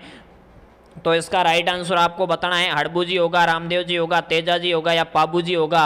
तो इसका सही आंसर हो जाएगा तेजा जी महाराज है वो लोक देवता तो है, लेकिन पंच पीरों में नहीं आते हैं। पंच पीरों में शामिल होने वाले लोक देवता हड़बू जी है, रामदेव जी है, पाबू जी है, मंगलिया मेहा जी है और साथ ही साथ और कौन हो जाएगा? एक और देवता है राम गोपाल है, इसका ट्रिक आप याद रख सकते हो। रामदेव जी, मांगलिया, मेहा जी, गोगा जी, एक अन्य कौन हो गए, गोगा जी, पाबू जी और हड़बू जी। राम गोपाल है, इस प्रकार इसका ट्रिक भी आप सेट कर सकते हो। आगे बढ़ते हैं अगले सवाल की ओर। 77वां सवाल है, मधुमक्खियों की देवी कौन सी माता कहलाती है? मधुमक्खियों की देवी कौन सी माता मानी जाती है? पहला है करणी माता, दूसरा रानी सती, तीसरा है चूंदा माता, चौथा है जीण माता। जल्दी से इसका सही आंसर कमेंट बॉक्स में पिन कीजिएगा। तो इसका राइट आंसर हो जाएगा जीण माता, जिसका मंदिर है वो रेवासा सीकर में है। ये चौहानों की आराध्य देवी मानी जाती है, मीणाओं की कुल देवी आराध्य देवी भी मानी जाती है। चलिए आगे बढ़ते हैं अगले सवाल की ओर। स्वांग्या माता कहाँ के शासकों की कुल देवी है? स्वांग्या जी माता है वो कहाँ के शासकों की कुल देवी है? इसका राइट आंसर आपको जल्दी से बताना है। तो इसका सही आंसर हो जाएगा जैसलमेर के शासकों की। और जैसलमेर में कौन सा राजवंश शासन करता था? तो भाटी राजवंश की कुल देवी है वो स्वांग्या माता को माना जाता है। आगे बढ़ते हैं अगले सवाल की ओर। अगला सवाल है, मेवाड़ का मैराथन किसे कहते हैं? मेवाड़ का मैराथन किस युद्ध को कहा जाता है? पहला है दिवेर के युद्ध को, दूसरा है बाड़ी के युद्ध को, तीसरा है खातोली के युद्ध को और चौथा है खानवा के युद्ध को। जल्दी से इसका राइट आंसर आपको कमेंट बॉक्स में बताना है। क्लास बहुत लंबी चलने वाली है, कम से कम 2 घंटे तक चलेगी, 2 घंटे से ज़्यादा भी चलेगी, तो आपको लास्ट तक जुड़े रहना है। चलिए इसका राइट आंसर हो जाएगा दिवेर के युद्ध को, जो महाराणा प्रताप और अकबर की सेना के मध्य हुआ था। इसमें अमर सिंह ने महाराणा प्रताप के मामे सुल्तान खां को बाले सहित जमीन में गाड़ दिया था। यह 1582 में हुआ था युद्ध। चलिए इसका राइट आंसर ये हो जाएगा। आगे बढ़ते हैं अगले सवाल की ओर। अगला सवाल है, अलाउद्दीन खिलजी ने रणथंभौर पर आक्रमण कब किया था? एक दुष्ट प्रवृत्ति का शासक आया था भाई, जिसने पूरे राजस्थान में क्या है साके करवा दिए थे। तो अलाउद्दीन खिलजी ने रणथंभौर पर आक्रमण कब किया था? तो इसका राइट आंसर आपको पता ही है, बहुत इंपॉर्टेंट सवाल है। 1301 इसका सही आंसर हो जाएगा। 1301 में अलाउद्दीन खिलजी ने रणथंभौर पर आक्रमण किया। उस समय हमीर वहाँ का शासक था। चलिए आगे बढ़ते हैं अगले सवाल की ओर। चलिए अगला सवाल है, राजस्थान के गांधी किसे कहते हैं? राजस्थान का गांधी कौन सा महापुरुष कहलाता है? पहला है गोकुलभाई भट्ट, दूसरा है भूलाभाई देसाई, तीसरा है माणिक्यलाल वर्मा और चौथा है खान अब्दुल गफार खान। तो जल्दी से इसका राइट आंसर कमेंट बॉक्स में बताना है। राजस्थान के गांधी किसे कहते हैं? तो यह है गोकुलभाई भट्ट, जो सिरोही से संबंधित थे। सिरोही के हाथल गांव के रहने वाले थे गोकुलभाई भट्ट, इसे राजस्थान के गांधी कहते हैं। भोगीलाल पंड्या को वागड़ के गांधी कहते हैं। खान अब्दुल गफार खान को सीमांत गांधी कहा जाता है या फ्रंटियर गांधी कहा जाता है। चलिए भाई आगे बढ़ते हैं अगले सवाल की ओर। बीजक की पहाड़ी कहाँ स्थित है? एक पहाड़ी है बीजक की पहाड़ी, एक है भीमडुगरी की पहाड़ी। दोनों पहाड़ियां किस जगह है भाई? बैराठ में, जयपुर में, भरतपुर में, कोटा में। तो इसका राइट आंसर हो जाएगा बैराठ। बैराठ कहाँ है साथियों? जयपुर में है, जिसका आधुनिक नाम विराट नगर है। क्या है भाई? विराट नगर या बैराठ जयपुर में बीजक की पहाड़ी स्थित है, जहाँ से कैप्टन बर्ट ने भाबरू शिलालेख खोजा था। चलिए आगे बढ़ते हैं अगले सवाल की ओर। अगला सवाल देखते हैं, जनसंख्या की दृष्टि से सबसे छोटा संभाग कौन सा है? जनसंख्या की दृष्टि से राजस्थान का सबसे छोटा संभाग कौन सा है? तो इसका राइट आंसर आपको बताना है। इसका राइट आंसर हो जाएगा कोटा संभाग, और सबसे बड़ा संभाग पूछे तो आपका बड़ा हो जाएगा जयपुर। चलिए भाई आगे बढ़ते हैं अगले सवाल की ओर। अगला सवाल है, सुमेलित कीजिए। इस प्रकार के सवाल भी आपके बहुत ज्यादा आने वाले हैं, क्योंकि यह अधीनस्थ बोर्ड है, सवाल है वो ढंग के बनाता है। तो सुमेलित कीजिए। पहला है, नवलखा झील कहाँ है भाई? बूंदी में, बिल्कुल सही है। गैब सागर झील डूंगरपुर, बिल्कुल सही है। गैब सागर को एडवर्ड सागर भी कहा जाता है। बालसमंद झील, तो ये बिल्कुल सही है, जोधपुर में है। कोलायत झील, कोलायत कहाँ है भाई? बीकानेर में, बिल्कुल सही है, यानी सारों भी सही है। यानी इसका सही कूट है वो क्या हो जाएगा, अभी आपको बता देता हूँ। इसका राइट आंसर ए हो जाएगा। 1 2 3 4 चारों सही है। ABCD बिल्कुल फिक्स मिलान हो रहा है। तो आगे बढ़ते हैं अगले सवाल की ओर। जिन वनों पे पूर्ण सरकारी नियंत्रण होता है वे क्या कहलाते हैं? ऐसे कौन से वन होते हैं जिसपे पूर्ण सरकारी नियंत्रण होता है, यानी वो सरकार के अंडर में होते हैं, जहाँ अपन लकड़ी वगैरह, पशुचारण वगैरह नहीं कर सकते हैं, लकड़ियाँ नहीं काट सकते हैं? तो इसका राइट आंसर हो जाएगा आरक्षित वन। क्या होते हैं? जो पूर्ण सरकार के अधीन होते हैं उसे आरक्षित वन कहा जाता है। आगे बढ़ते हैं अगले सवाल की ओर। राजस्थान का वह राष्ट्रीय अभयारण्य जो एशिया में पक्षियों का सबसे बड़ा प्रजनन क्षेत्र माना जाता है, यानी पक्षियों की स्वर्ग स्थली, शरण स्थली किस अभयारण्य को माना जाता है? पक्षियों का स्वर्ग किस अभयारण्य को माना जाता है? पहला है सरिस्का, दूसरा रणथंभौर, तीसरा केवलादेव, चौथा है सज्जनगढ़। जल्दी से इसका राइट आंसर बताना है। तो इसका सही आंसर हो जाएगा केवलादेव घना पक्षी विहार, भरतपुर। कहाँ है भाई? भरतपुर में है केवलादेव घना पक्षी विहार, जो पक्षियों का स्वर्ग, पक्षियों की सबसे बड़ी प्रजनन स्थली एशिया में मानी जाती है। आगे बढ़ते हैं अगले सवाल की ओर। भारत का वह राज्य जहां अनेक प्रकार के खनिज मिलने के कारण भूगर्भवेत्ताओं ने खनिजों का संग्रहालय नाम से नामकरण किया है। तो संग्रहालय के जगह आपको अजायब घर नाम भी देखने को मिल सकता है। क्या है? अजायब घर नाम भी देखने को मिल सकता है। तो खनिजों का अजायब घर किस राज्य को कहा जाता है? तो इसका राइट आंसर हो जाएगा राजस्थान राज्य को खनिजों का अजायब घर कहा जाता है, जहां लगभग 80 प्रकार के खनिज मिलते हैं। कहीं 79 भी लिखा हुआ मिल सकता है, कहीं 81 भी लिखा हुआ मिल सकता है। आगे बढ़ते हैं अगले सवाल की ओर। लाल पीली मिट्टी में लौह अंश की प्रधानताएं कार्बोनेट की कमी होती है, यह मिट्टी कहां पाई जाती है? सीधा सवाल यही है कि लाल पीली मिट्टी है वो किस क्षेत्र में मिलती है? सवाई माधोपुर, अजमेर, सिरोही या ये सभी? तो इसका राइट आंसर कमेंट बॉक्स में जल्दी से बताना है। इसका सही आंसर हो जाएगा सभी, यानी सवाई माधोपुर, अजमेर और सिरोही इन सभी जिलों में लाल पीली मिट्टी पाई जाती है। इस क्लास को मैंने भूगोल वाले और साथ ही साथ जो साइंस वाले हैं उन सभी के लिए मिश्रित रूप में तैयार की है, क्योंकि एक एक के लिए अलग अलग क्लास नहीं ला सकते हैं। तो एक आध सवाल है वो कोई नया जुड़ जाता है किसी टॉपिक से, तो उसके लिए आप विचार विमर्श ना कीजिएगा, पढ़ते जाइएगा। चलिए आगे बढ़ते हैं अगले सवाल की ओर। अरावली पर्वतमाला की राजस्थान में लंबाई 550 किलोमीटर है, यह किस जिले में सर्वाधिक विस्तृत है? यानी अरावली पर्वतमाला है वो राजस्थान में कौन से जिले में सर्वाधिक फैली हुई है, विस्तृत है? पहला ऑप्शन है अजमेर, दूसरा है कोटा, तीसरा उदयपुर और चौथा जयपुर। इसका राइट आंसर क्या होगा? जल्दी से बताना है। तो इसका राइट आंसर हो जाएगा उदयपुर। कौन सा जिला है? उदयपुर जिले में अरावली पर्वतमाला है वो सबसे ज्यादा फैली हुई है, और अजमेर जिले में सबसे ज्यादा संकरी है, यानी छोटी अवस्था में अरावली है वो इस प्रकार से निकल जाती है अजमेर से, और फैली हुई अरावली है वो है आपके उदयपुर जिले में। आगे बढ़ते हैं अगले सवाल की ओर। अगला सवाल है घग्गर नदी के पाट को क्या कहा जाता है? घग्गर नदी के पाट को क्या कहा जाता है? जहां घग्गर नदी बहती है उस बेसिन को क्या कहते हैं? पहला है नाली, दूसरा है जाली, तीसरा है बांगर और चौथा है स्तूप।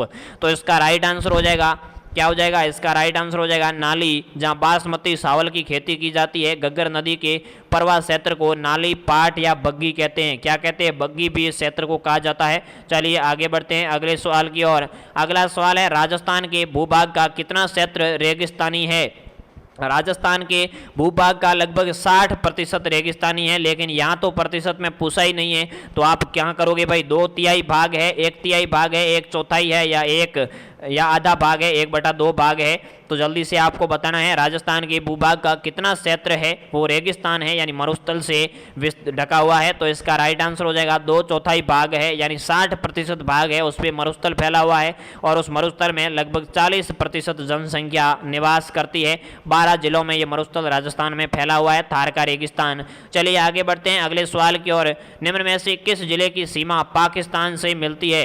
इनमें से कौन से जिलों की सीमा है वो पाकिस्तान से मिलती है भाई? जैसलमेर, बाड़मेर, बीकानेर या ये सभी? तो इसका राइट आंसर हो जाएगा ये सभी। जैसलमेर, बाड़मेर, बीकानेर और गंगानगर की सीमा है वो पाकिस्तान से लगती है, जिसका नाम है रेड क्लिफ रेखा। इसकी जिलों की जो सीमा की लंबाई है वो भी आपको याद होनी चाहिए। चलिए भाई आगे बढ़ते हैं। इतना विस्तृत तो मैं आपको यहाँ नहीं बता सकता, कभी डिटेल में क्लास लेंगे तो आपका पूरा करवाएंगे। चलिए देखते हैं अगला सवाल। राज्य की कुल स्थलीय सीमा कितनी है? राजस्थान राज्य की कुल स्थलीय सीमा कितनी है? पहला है 1070 किलोमीटर, दूसरा है 4850 यानी 4850, तीसरा है 5920 किलोमीटर या फिर 5000 किलोमीटर। जल्दी से इसका राइट आंसर कमेंट बॉक्स में छापिए। चलिए तो इसका राइट आंसर देखते हैं भाई। इसका राइट आंसर हो जाएगा 5920 किलोमीटर, जिसमें 1070 अंतर्राष्ट्रीय हो जाएगी और 4850 है वो अंतर्राज्यीय हो जाएगी। इन दोनों को जोड़ के टोटल होता है वो 5920 होता है, जो राजस्थान की कुल स्थलीय सीमा की लंबाई है। चलिए आगे बढ़ते हैं अगले सवाल की ओर। अगला सवाल है वागड़ के नाम से प्रसिद्ध है। वागड़ क्षेत्र है वो कौन सा क्षेत्र कहलाता है? पहला है शेखावाटी क्षेत्र, दूसरा है डूंगरपुर बांसवाड़ा, तीसरा है कोटा झालावाड़, चौथा है अलवर भरतपुर। साथियों एक है वांगड़ और दूसरा है बांगड़। क्या है? बांगड़ या वांगड़। ऊपर बिंदी वाला है एक और एक बिना बिंदी वाला है। तो राजस्थान का नक्शा आपको पता है इस प्रकार से। किस प्रकार से? इस प्रकार से है। यहाँ तो शेखावाटी प्रदेश रहता है और यहाँ तो दक्षिण है, यहाँ राजस्थान का दक्षिणी भाग है। तो बिंदी वाला है वो यहाँ रह जाएगा और बिंदी से जो नीचे बसता है वो टूट के यहाँ गिर जाएगा, यानी जो बिंदी वाला बांगड़ है वो यहाँ शेखावाटी प्रदेश में माना जाएगा और बिना बिंदी वाला है वो दक्षिणी राजस्थान में माना जाएगा, यानी वागड़ क्षेत्र है वो डूंगरपुर बांसवाड़ा का क्षेत्र माना जाता है। चलिए भाई बिंदी शेखावाटी में रह जाएगी और बाकी वाला टूट के नीचे गड्ढे में गिर जाएगा। आगे बढ़ते हैं अगले सवाल की ओर। 2011 की जनगणना के अनुसार राजस्थान का जन घनत्व कितना है? 2011 की जनगणना के अनुसार राजस्थान का जन घनत्व कितना है? यानी 1 किलोमीटर चौड़े और 1 किलोमीटर लंबे टुकड़े में कितने लोग निवास करते हैं, इसका सीधा सा मतलब यही है। तो इसका राइट आंसर हो जाएगा 200 लोग, यानी जन घनत्व है वो 200 हो जाएगा, 200 व्यक्ति प्रति वर्ग किलोमीटर। चलिए आगे बढ़ते हैं। ज्वार सागर बांध किस जिले में स्थित है? साथियों संबल नदी का एक बांध है। संबल नदी पे टोटल 4 बांध बने हुए हैं, 4 में से एक बांध का नाम है ज्वार सागर बांध, जो किस जिले में है? तो इसका राइट आंसर हो जाएगा कोटा जिले में ज्वार सागर बांध बना हुआ है, ये संबल नदी पे है। चलिए भाई आगे बढ़ते हैं अगले सवाल की ओर। अगला सवाल है, राजस्थान का पहला पवन ऊर्जा संयंत्र लगाया गया है, यानी राजस्थान का सबसे पहला पवन ऊर्जा संयंत्र है, पवन चक्की है, वो कहाँ लगाई गई? पहला है टोंक, दूसरा है जैसलमेर, तीसरा है सिरोही और चौथा है गंगानगर। तो आपको पता है जैसलमेर का क्षेत्रफल बहुत ज्यादा है, लोग बहुत कम निवास करते हैं, जनसंख्या बहुत कम है, खाली क्षेत्र पड़ा है। जहां मरुस्थल का क्षेत्र है वहां सबसे पहले अमर सागर जैसलमेर में पवन सखी लगाई गई। कहां लगाई भाई? अमर सागर जैसलमेर में सबसे पहले पवन सखी लगाई गई, पवन ऊर्जा संयंत्र लगाया गया। तो इसका राइट आंसर हो जाएगा बी जैसलमेर। आगे बढ़ते हैं अगले सवाल की ओर। भारत सरकार ने 1973 में किस चित्रशैली के चित्र का डाक टिकट में उल्लेख किया? यानी भारत सरकार ने 1973 में किस चित्रशैली के चित्र को डाक टिकट में शामिल किया? पहला है नाथद्वारा, दूसरा है आमेर, तीसरा है देवगढ़ और चौथा है किशनगढ़। यानी राजस्थान की कौन सी चित्रशैली का चित्र है वो भारत सरकार ने डाक टिकट के रूप में जारी किया? तो इसका राइट आंसर हो जाएगा किशनगढ़ शैली, जिसे बनी ठनी पेंटिंग भी कहते हैं। क्या कहते हैं? बनी ठनी पेंटिंग, जिसे भारत की मोनालिसा भी एरिड डिक्सन ने कहा था। तो इसका राइट आंसर हो जाएगा किशनगढ़ अजमेर की बनी ठनी चित्रशैली। आगे बढ़ते हैं भाई। मालानी नस्ल है, यानी मालानी नस्ल है वो किस पशु की है? भेड़ की है, बकरी की है, ऊंट की है या घोड़े की है? जल्दी से बताना है भाई, मालानी नस्ल है वो किस पशु की है? क्लास आपको कैसी लग रही है कमेंट करके जरूर बताएं। अभी तक आपने क्लास को शेयर नहीं किया तो एक बार अवश्य शेयर करें, साथ ही साथ चैनल पर पहली बार आए तो चैनल को सब्सक्राइब करके वीडियो को लाइक जरूर कीजिएगा। तो इसका राइट आंसर हो जाएगा साथियों मालानी नस्ल है वो घोड़े की नस्ल है, और ये मालानी नस्ल है वो बाड़मेर के घोड़ा मालानी के आसपास सबसे ज्यादा पाई जाती है और घोड़े की सर्वश्रेष्ठ नस्ल भी मानी जाती है मालानी नस्ल। चलिए भाई आगे बढ़ते हैं अगले सवाल की ओर। राजस्थान का सबसे बड़ा नेशनल हाईवे कौन सा है? राजस्थान का सबसे बड़ा नेशनल हाईवे कौन सा है? इसका राइट आंसर जल्दी से आपको कमेंट बॉक्स में बताना है। चलिए तो इसका राइट आंसर हो जाएगा NH15। क्या हो जाएगा? NH15, जिसका नया नाम NH68 है, और राज्य का सबसे व्यस्तम राजमार्ग है वो NH8 है, जिसका नया नाम NH48 कर दिया गया है। तो ये आपको नए नाम है वो याद रखने हैं। राजस्थान का सबसे बड़ा नेशनल हाईवे, सबसे लंबा, बड़े को आप लंबा कह सकते हो, तो ये 68 हो जाएगा और 15 इसका उत्तर माना जा सकता है। आगे बढ़ते हैं अगले सवाल की ओर। अगला सवाल देखते हैं। अगला सवाल है, ऊपर चला गया है, एक बार दोबारा नीचे ले लेते हैं। राजस्थान में प्रत्येक वर्ष चैत्र मास में गणगौर पूजन उत्सव की तिथि कौन सी है? राजस्थान में चैत्र मास में जो गणगौर पूजन होता है वो किस तिथि को होता है? अगला सवाल है। तो इसका राइट आंसर हो जाएगा शुक्ल पक्ष की तृतीया को राजस्थान में गणगौर उत्सव है वो मनाया जाता है। बिल्कुल सही, इसका ए आंसर हो जाएगा। आगे बढ़ते हैं अगले सवाल की ओर। अगला सवाल देखते हैं। 11वीं सदी का प्रसिद्ध सास बहू का मंदिर कौन सा है? 11वीं सदी का प्रसिद्ध सास बहू का मंदिर कहाँ है भाई? पहला ऑप्शन है उदयपुर, दूसरा है जोधपुर, तीसरा है अजमेर और चौथा है अलवर। तो इसका राइट आंसर हो जाएगा उदयपुर में, और उदयपुर का एक स्थान है नागदा। क्या है? नागदा उदयपुर में प्रसिद्ध सास बहू का मंदिर है, जिसका सही नाम तो सहस्र बहू मंदिर है, लेकिन क्या है अपन ने घिसा पिटा के इसका नाम है वो सास बहू कर दिया है, लेकिन सही नाम सहस्र बहू है। चलिए भाई आगे बढ़ते हैं अगले सवाल की ओर। अगला सवाल है, राजस्थान के भीनमाल कस्बे में आने वाला चीनी यात्री कौन सा था? यानी चीनी राजदूतों में राजस्थान के भीनमाल कस्बे में कौन सा आया था भाई? पहला है फैयान, दूसरा वैनसांग, तीसरा इचिंग और चौथा है तेनबिंग। जल्दी से इसका राइट आंसर आपको बताना है। इसका सही आंसर हो जाएगा साथियों वैनसांग, जिसे यात्रियों का राजकुमार भी कहते हैं। इसने भीनमाल को पीलो मोलो नाम की संज्ञा दी थी। भीनमाल को क्या कहा भाई? इसने पीलो मोलो कहा था, यह आपको पता होना चाहिए। और मारवाड़ प्रदेश को इसने कुचेलो प्रदेश भी कहा था। चलिए आगे बढ़ते हैं अगले सवाल की ओर। ग्रासियों द्वारा किया जाने वाला नृत्य कौन सा है? ग्रासिया जनजाति के द्वारा कौन सा नृत्य किया जाता है? वालर, संकरिया, घुड़ला, पणियारी। ये नृत्य आपको किसी ट्रिक से माध्यम से रट लेने चाहिए, नहीं तो क्या है इधर उधर हो सकते हैं। तो इसका राइट आंसर क्या होता है मेरे साथियों? इसका राइट आंसर हो जाएगा वालर नृत्य, जो बिना वाद्य यंत्र के किया जाता है। यानी बिना वाद्य यंत्र के किया जाने वाला एकमात्र नृत्य कौन सा हो जाएगा? ये वालर नृत्य हो जाएगा, जो सिरोही साइड में किया जाता है, क्योंकि ग्रासिया है वो सर्वाधिक सिरोही में ही निवास करते हैं।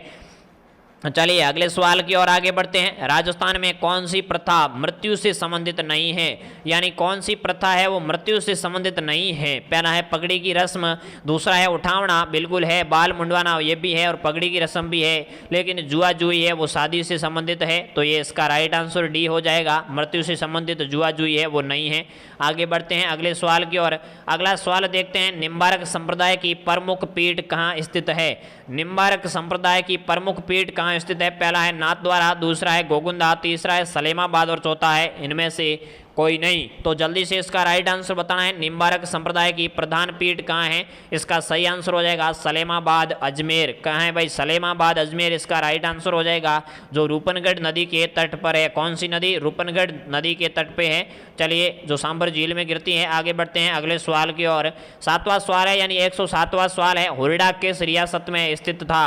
क्लास बहुत लंबी चलने वाली है, क्लास में एंड तक बने रहना है, बहुत इंपॉर्टेंट सवाल है। जिन्होंने इस क्लास को लास्ट तक देखा है, मैं कहता हूं बहुत ज़्यादा बेनिफिट होगा। एग्जाम में आप मुझे याद करोगे कि सर आपने बहुत अच्छा है वो रिवीजन हमारा करवाया था, तो ये बिल्कुल पढ़ते जाइएगा। अभी तक शेयर नहीं किया तो एक बार शेयर कर दो, साथ ही साथ चैनल को सब्सक्राइब लाइक भी कर दीजिएगा। तो देखते हैं इसका राइट आंसर हुरडा है वो किस रियासत में स्थित था। हुरडा क्यों फेमस था साथियों, हुरडा सम्मेलन हुआ था। क्या हुआ था भाई, हुरडा सम्मेलन हुआ था 17/7/1734 में। कब हुआ, 17/7/1734 में। मराठों को रोकने के लिए हुरडा सम्मेलन राजस्थान के राजपूत शासकों ने बुलाया था, वो मेवाड़ रियासत में था। और हुरडा कहाँ है, भीलवाड़ा। जिला पूछे तो भीलवाड़ा हो जाएगा और रियासत पूछे तो मेवाड़ हो जाएगा। आगे बढ़ते हैं भाई अगले सवाल की ओर। अगला सवाल देखते हैं, राजस्थान संघ का निर्माण 25 मार्च 1948 का हुआ, इसमें राज प्रमुख किसे बनाया गया। यानी राजस्थान संघ का निर्माण 25 मार्च 1948 को हुआ, जो दूसरा चरण था, इसमें राज प्रमुख किसे बनाया। धौलपुर के महाराजा को, करौली के महाराजा को, कोटा के महाराजा को या फिर सिरोही के महाराजा को। तो इसका राइट आंसर हो जाएगा सेकंड चरण में 9 रियासतें मिली थी, जिसमें कोटा भी साथ में था, तो कोटा महाराव भीम सिंह था, उसको क्या है राज प्रमुख बनाया था। इसका सही आंसर हो जाएगा सी। आगे बढ़ते हैं अगले सवाल की ओर। अगला सवाल देखते हैं, राजस्थान का प्रसिद्ध औद्योगिक शहर कोटा किस नदी के तट पे है। राजस्थान का प्रसिद्ध औद्योगिक शहर, जिसे औद्योगिक नगरी भी कहते हैं, शैक्षिक नगरी भी कहते हैं, कोटा, वो किस नदी के तट पे है। तो इसका राइट आंसर आपको पता ही है, चंबल नदी के तट पे है।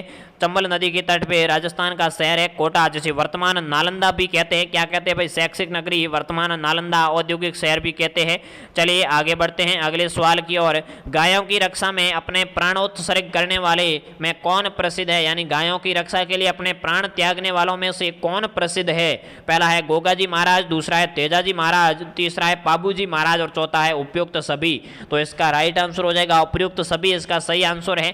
गोगाजी महाराज ने महमूद गजनवी से युद्ध किया था गायों के लिए, तेजाजी महाराज ने मेरों से युद्ध किया था गायों के लिए, और पाबूजी महाराज ने जायल के जिंदराव खींसी से युद्ध किया था देवल चारणी की गायों के लिए। चलिए तो इसका राइट आंसर हो जाएगा उपयुक्त सभी। इन सभी देवी देवताओं को मेरा नमन है, गायों की रक्षा के लिए प्राण उत्सर्ग किए इन्होंने। चलिए अगला सवाल है, पीथल द्वारा डिंगल भाषा में लिखे गए ग्रंथ कौन से हैं। पीथल किसे कहते हैं पहले पता होना चाहिए। पृथ्वीराज राठौड़ को पीथल कहा जाता है। इन्होंने पीथल पाथल की जो कहानी बताई थी, उसमें पाथल है वो महाराणा प्रताप को कहा गया था।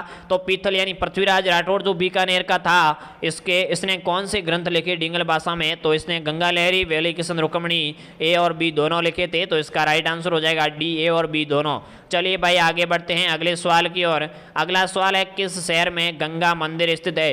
राजस्थान का ऐसा कौन सा शहर है जिस शहर में गंगा मंदिर स्थित है। पहला है भरतपुर, दूसरा है अलवर, तीसरा जयपुर और चौथा कोटा। जल्दी से इसका राइट आंसर बताना है। तो इसका सही आंसर हो जाएगा मेरे साथियों भरतपुर। भरतपुर में गंगा माता का मंदिर है, जिसमें गंगा माता है वो मगरमच्छ पे असवार है। किस पे असवार है, मगरमच्छ पे अचवार है। तो गंगा माता का मंदिर है वो भरतपुर में हो जाएगा इसका सही आंसर। आगे बढ़ते हैं अगले सवाल की ओर। अगला सवाल देखते हैं 13वां सवाल, 1857 की क्रांति में कोटा विद्रोह का नेता कौन था। कोटा में जब विद्रोह हुआ था उस समय 1857 की क्रांति का नेतृत्व किसने किया था। पहला है सूर्यमल मिश्रण, दूसरा है नवाब विलायत अली खान, तीसरा है केसरी सिंह और चौथा है मेराब खान। जल्दी से इसका राइट आंसर बताना है 113वें सवाल का। तो इसका सही आंसर हो जाएगा मेराब खान, और इसके साथ एक और था जयदयाल। कौन था, जयदयाल और मेराब खान ने कोटा के विद्रोह का नेतृत्व किया था। यहाँ का शासक राम सिंह था, जिसको इन्होंने कैद कर लिया था और बाद में इनको फांसी की सजा दी गई थी। चलिए आगे बढ़ते हैं अगले सवाल की ओर। अगला देखते हैं, राष्ट्रीय बीजीय मसाला अनुसंधान केंद्र कहाँ स्थित है। बहुत फेमस सवाल है, कम से कम 3 से 4 बार परीक्षा में पूछा जा चुका है। राष्ट्रीय बीजीय मसाला अनुसंधान केंद्र कहाँ स्थित है। तबीजी अजमेर में, तिजारा अलवर में, केसोराय पाटन बूंदी में, झालरा पाटन झालावाड़ में। तो इसका राइट आंसर हो जाएगा तबीजी अलवर में। राष्ट्रीय बीजीय, बीजीय कहाँ है, तबीजी में है, बीजीय कहाँ है, तबीजी में है। इस प्रकार आप रट सकते हो। तो बीजीय मसाला अनुसंधान है वो तबीजी अजमेर में। अब कई साथी कहेंगे सर रटने से क्या होगा, याद करना होगा, तो ऐसा नहीं है साथियों, रट्टा लगाना होता है और रट्टे से ही याद रहता है, समझना कुछ नहीं होता है। चलिए अगला क्वेश्चन देखते हैं। अगला क्वेश्चन, चलिए अगला सवाल देखते हैं। 15वां सवाल, 74वें संविधान संशोधन के अनुसार संविधान में स्थानीय शहरी निकाय के प्रशासन के लिए कौन सी अनुसूची जोड़ी गई है।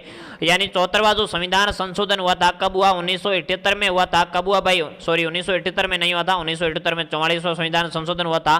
तो 74वां संविधान संशोधन है, उसमें शहरी निकाय के प्रशासन के लिए कौन सी अनुसूची जोड़ी गई है वो आपको बताना है। तो इसका राइट आंसर आपको बताना है अनुसूची 7, अनुसूची 9, अनुसूची 11, अनुसूची 12। तो इसका सही आंसर जल्दी से आपको बताना है। 74वें संविधान संशोधन में शहरी निकाय के प्रशासन के लिए कौन सी अनुसूची जोड़ी गई। तो इसका राइट आंसर हो जाएगा 12वीं अनुसूची जोड़ी गई, जिसमें लगभग 18 कामों को महत्व दिया गया है। 18 काम या मद कह सकते हो। तो 18 कामों को महत्व है वो 74वें संविधान में 12वीं अनुसूची में स्थानीय शहरी निकाय के लिए जोड़ा गया है। चलिए तो 74वां संविधान संशोधन है वो 1992 में हुआ था। कब हुआ भाई, 1992 में हुआ था। मैंने 1978 बता दिया, वो 44वां संविधान 1978 में हुआ था। चलिए आगे बढ़ते हैं अगले सवाल की ओर। निम्नलिखित में से कौन सा युग्म सुमेलित नहीं है। निम्नलिखित में से यानी युग्म तो आगे आए नहीं, तो फिर प्रश्न का मतलब ही कुछ है नहीं। आगे बढ़ते हैं अगले सवाल की ओर, ये सारे कट गए हैं यहाँ से। अगला सवाल देखते हैं, संविधान सभा का उद्देश्य प्रस्ताव किसने प्रस्तुत किया था। उद्देश्य प्रस्ताव है वो संविधान सभा का किसने प्रस्तुत किया। पहला है जवाहरलाल नेहरू, दूसरा है डॉक्टर अंबेडकर, तीसरा है आचार्य कृपलानी और चौथा है डॉक्टर सच्चिदानंद सिन्हा। जल्दी से आपको बताना है संविधान सभा का उद्देश्य प्रस्ताव किसने प्रस्तुत किया था।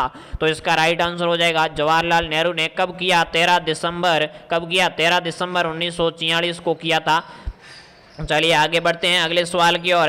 अगला सवाल देखते हैं, विधान परिषद की सदस्य संख्या उस राज्य की विधानसभा के सदस्यों की संख्या के कितने से अधिक नहीं हो सकती है। विधान परिषद की सदस्य संख्या पूछी है। विधान परिषद यानी जिस राज्य में 2 सदन होते हैं, एक विधान परिषद और दूसरा विधानसभा।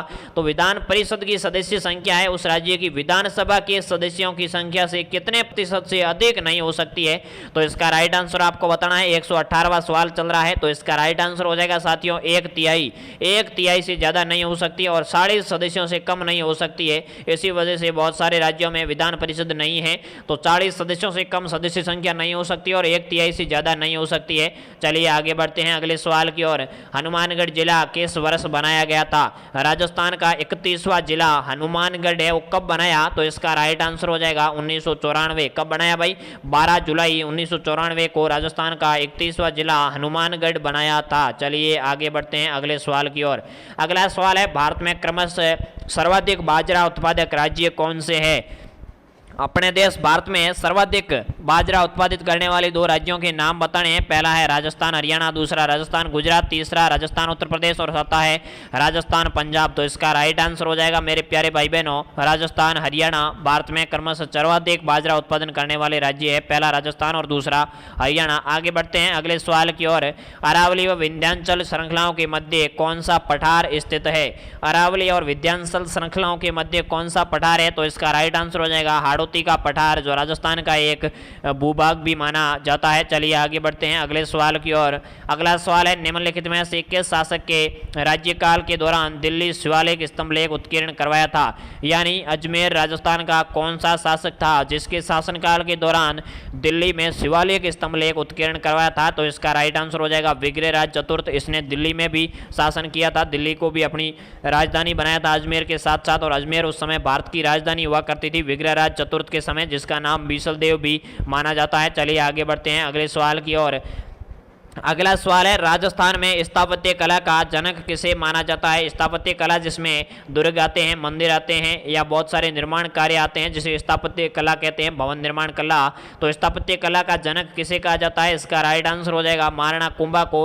और भारत में स्थापत्य कला का जनक पूछे तो वो हो जाएगा शाहजहां। मुगल बादशाह शाहजहां को भारत में स्थापत्य कला का जनक माना जाता है और राजस्थान में महाराणा कुंभा को माना जाता है, जिन्होंने मेवाड़ के 84 में से 32 दुर्गों का निर्माण करवाया था। चलिए आगे बढ़ते हैं अगले सवाल की ओर।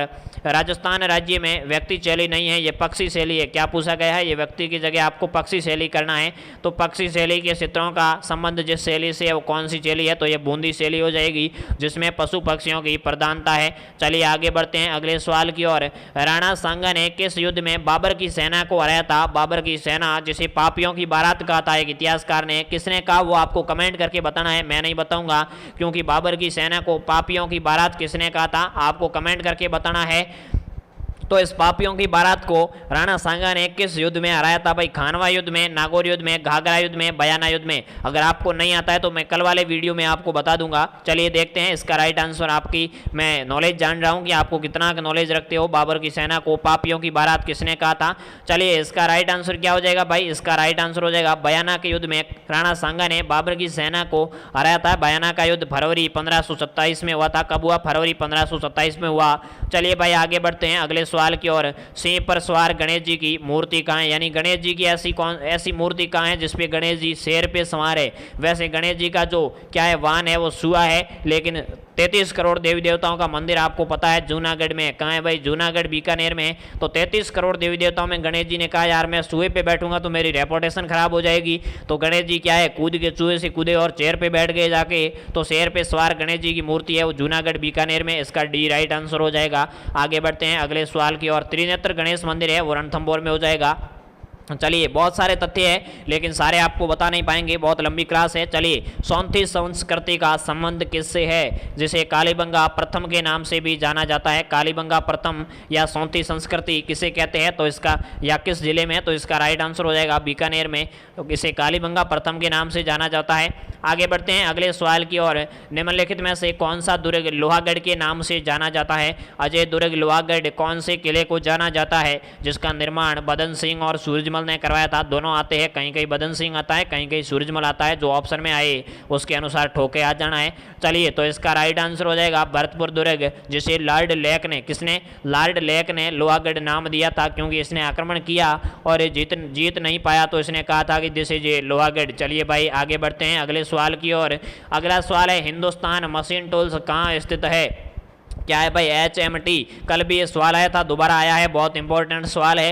हिंदुस्तान मशीन टूल्स कहाँ स्थित है? HMT कहाँ है? पहला है कोटा, दूसरा है जयपुर, तीसरा है भीलवाड़ा और चौथा है अजमेर। चौथा ऑप्शन क्या है? अजमेर है। जल्दी से आपको इसका राइट आंसर बताना है। चौथा ऑप्शन आपको दिख गया है, अजमेर है। चलिए तो इसका राइट आंसर भी अजमेर ही होगा। हिंदुस्तान मशीन टूल्स है वो कहाँ है भाई? अजमेर में है, HMT। चलिए आगे बढ़ते हैं अगले सवाल की ओर। हिंदू प्रतिमा शास्त्र की अनुपम निधि किसे कहा जाता है?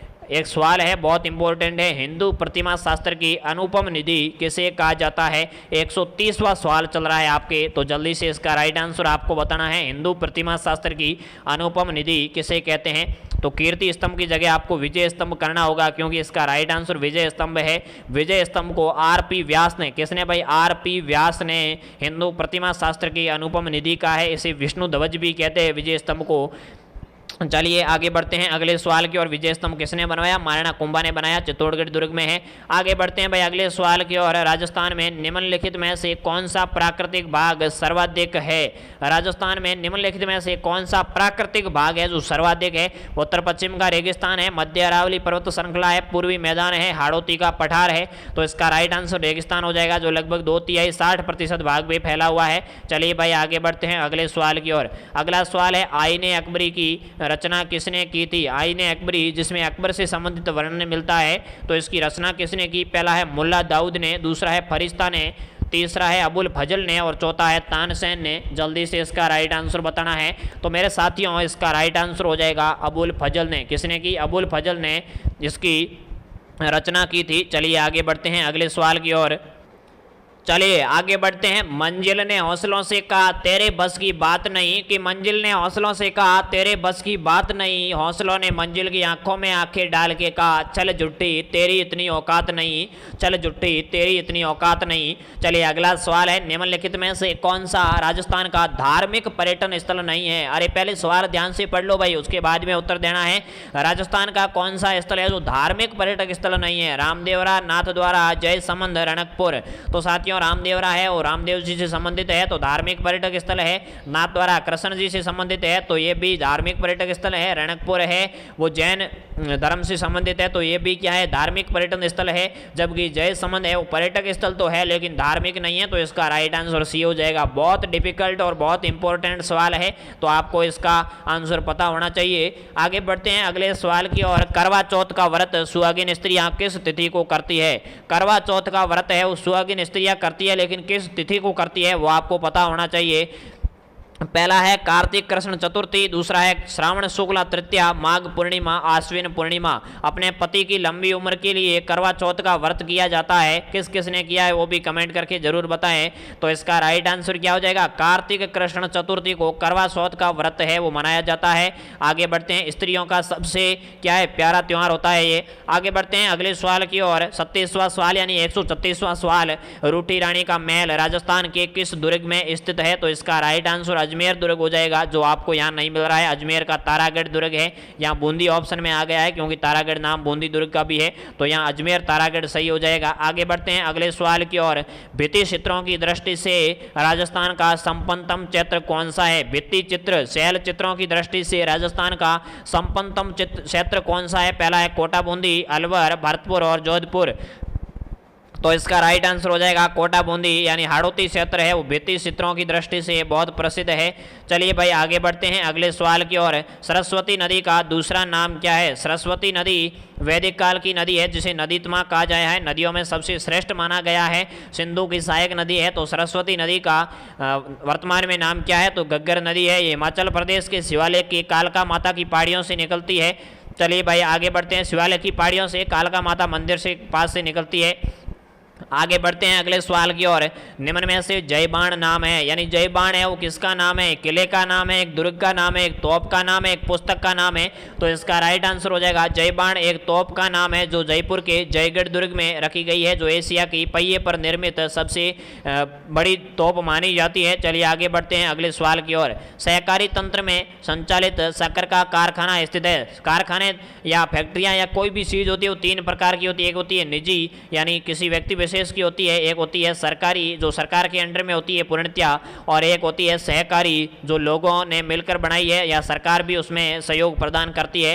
तो सहकारी तंत्र में संचालित शुगर का कारखाना कहाँ है, केशोराय पाटन बूंदी में है। 1965 में बना था केशोराय पाटन बूंदी में। आगे बढ़ते हैं अगले सवाल की ओर। अभी भी क्लास में कम से कम 60 सवाल पड़े हैं, लास्ट तक रहना है, बहुत इंपॉर्टेंट सवाल है। अभी तक किसी ने शेयर नहीं किया तो कर दीजिए। सारे साथी जितने भी जुड़े हैं उन सबका बहुत बहुत स्वागत है। चलिए आगे बढ़ते हैं। राजपूत कला की मुख्य पहचान क्या है। कला की पहचान पूछा है, वह तो ये सारे गुण हैं जो राजपूतों के हैं, लेकिन राजपूत कला की पहचान है तो इसका राइट आंसर हो जाएगा सुदृढ़ किले। राजस्थान में राजपूतों का शासन था तो यहाँ राजस्थान में किले भी है वो सुदृढ़ और बहुत ज़्यादा मिलते हैं, तो इसका राइट आंसर सुदृढ़ किले हो जाएगा। शौर्य और सुरक्षा की भावना है वो राजपूतों का क्या है, गुण माना जाएगा। चलिए भाई आगे बढ़ते हैं अगले सवाल की ओर। 8 खंभों वाली छतरी का संबंध किससे है। चौथा ऑप्शन उदय सिंह है, 3 ऑप्शन ऊपर पड़े हैं, चौथा मैं यहाँ लिख देता हूं निचले पन्ने में है। चलिए तो 8 खंभों की छतरी है वो महाराणा प्रताप की है। कहाँ है भाई, बांडोली सावंड। कहाँ है, बांडोली सावंड उदयपुर में 8 खंभों की छतरी महाराणा प्रताप की जो केजड़ बांध के निकट बनी हुई है, ये भी आपको पता होना चाहिए। आगे बढ़ते हैं अगले सवाल की ओर। राज्य में पुरुष साक्षरता सर्वाधिक किस जिले में है। राजस्थान में पुरुष साक्षरता यानी पुरुष पढ़े लिखे है वो सबसे ज्यादा किस जिले में है, तो इसका राइट आंसर हो जाएगा झुंझुनू जिले में पुरुष साक्षरता है वो सर्वाधिक है। कितनी है वो भी आपको पता होना चाहिए, पुरुष साक्षरता है वो कितनी है, तो इसका राइट आंसर भी आपको बिल्कुल पता होना चाहिए। 86.9% पुरुष साक्षरता है। आगे बढ़ते हैं अगले सवाल की ओर। निम्नलिखित परिजनकों में से कौन अविका कवच बीमा योजना के अंतर्गत बीमाकृत है, यानी कौन से कौन सा पशु है जो अविका कवच बीमा योजना के अंतर्गत बीमाकृत है, यानी उस पर बीमा करवा सकते हैं। अश्व प्रजनक है, मेष या भेड़ प्रजनक है, गौ प्रजनक है या महिषी भैंस प्रजनक है। तो इसका राइट आंसर हो जाएगा भेड़ प्रजनक। भेड़ और बकरी प्रशिक्षण संस्थान कहाँ है, तो वो अविका नगर में है। कहाँ है भाई, अविका नगर में है। तो अविका कवच बीमा योजना भेड़ से संबंधित है। अविका नगर है वो मालपुरा टोंक में है। चलिए आगे बढ़ते हैं अगले सवाल की ओर। राजस्थान का जल दुर्ग या औदक दुर्ग कौन सा है। राजस्थान का जल दुर्ग है जो फेमस है, गागरोन दुर्ग है, काली सिंधाऊ के संगम पे झालावाड़ जिले में है जल दुर्ग। चलिए भाई आगे बढ़ते हैं अगले सवाल की ओर। अगला सवाल देखते हैं, गणगौर का त्यौहार किस तिथि को आयोजित होता है। तो यह सवाल एक बार दोबारा आ चुका है। तो गणगौर का त्यौहार चैत्र शुक्ल तृतीया को होता है। चलिए आगे बढ़ते हैं अगले सवाल की ओर। भारत का सबसे बड़ा कृषि फार्म कहाँ है। भारत का सबसे बड़ा कृषि फार्म कहाँ है, या एशिया का सबसे बड़ा कृषि फार्म भी आप इसको कह सकते हो। तो यह सूरतगढ़ गंगानगर में हो जाएगा, जहाँ आजकल शिक्षा के क्षेत्र में भी बहुत ज़्यादा क्रांति आई है, जहाँ का भाटिया आश्रम है वो बहुत प्रसिद्ध है। कौन कौन जुड़ा है भाटिया आश्रम से, एक बार कमेंट करके जरूर बताएं। चलिए आगे बढ़ते हैं अगले सवाल की ओर। राजस्थान की जनगणना 2011 के अनुसार निम्नलिखित में से गलत कथन की पहचान करें, यानी इस कथनों में से आपको गलत कथन है वो सूझ करना है। पहला है जनसंख्या वृद्धि दर 21.31% है, बिल्कुल सही है। लिंगानुपात 1000 महिलाओं प्रति 1000 पुरुष है। अरे ऐसा थोड़ा ही 1000 महिलाओं पे 1000 पुरुषों पे 1000 महिलाएं होती तो कुंवारे थोड़े ही घूमते, लोग बहुत सारे कुंवारे घूम रहे हैं। लिंगानुपात 928 है तो ये गलत हो जाएगा। सीधा सा इसका सही आंसर भी हो जाएगा। साक्षरता है ये 66.11% है। राज्य की सर्वाधिक जनसंख्या जयपुर जिले में रहती है, बिल्कुल। लिंगानुपात है वो 1000 नहीं है, 928 है, यानी काफ़ी लोग हैं, 70-72 लोग वो कुंवारे घूमते हैं। चलिए 1000 पे आगे बढ़ते हैं अगले सवाल की ओर। जैसलमेर के भाटी राजपूत जिस देवी की पूजा करते हैं वह कौन सी है। जैसलमेर के भाटी राजवंश कौन सी देवी की पूजा करते हैं। तो इसका राइट आंसर हो जाएगा आवड़ माता या चुग्गा माता या स्वांग्या माता। चलिए भाई आगे बढ़ते हैं अगले सवाल की ओर। भगवान शिव को समर्पित शिवाड़ के मेले का आयोजन राजस्थान के कौन से जिले में होता है या किस जिले में होता है। भगवान शिव को समर्पित शिवाड़ मेला है वो किस जिले का है।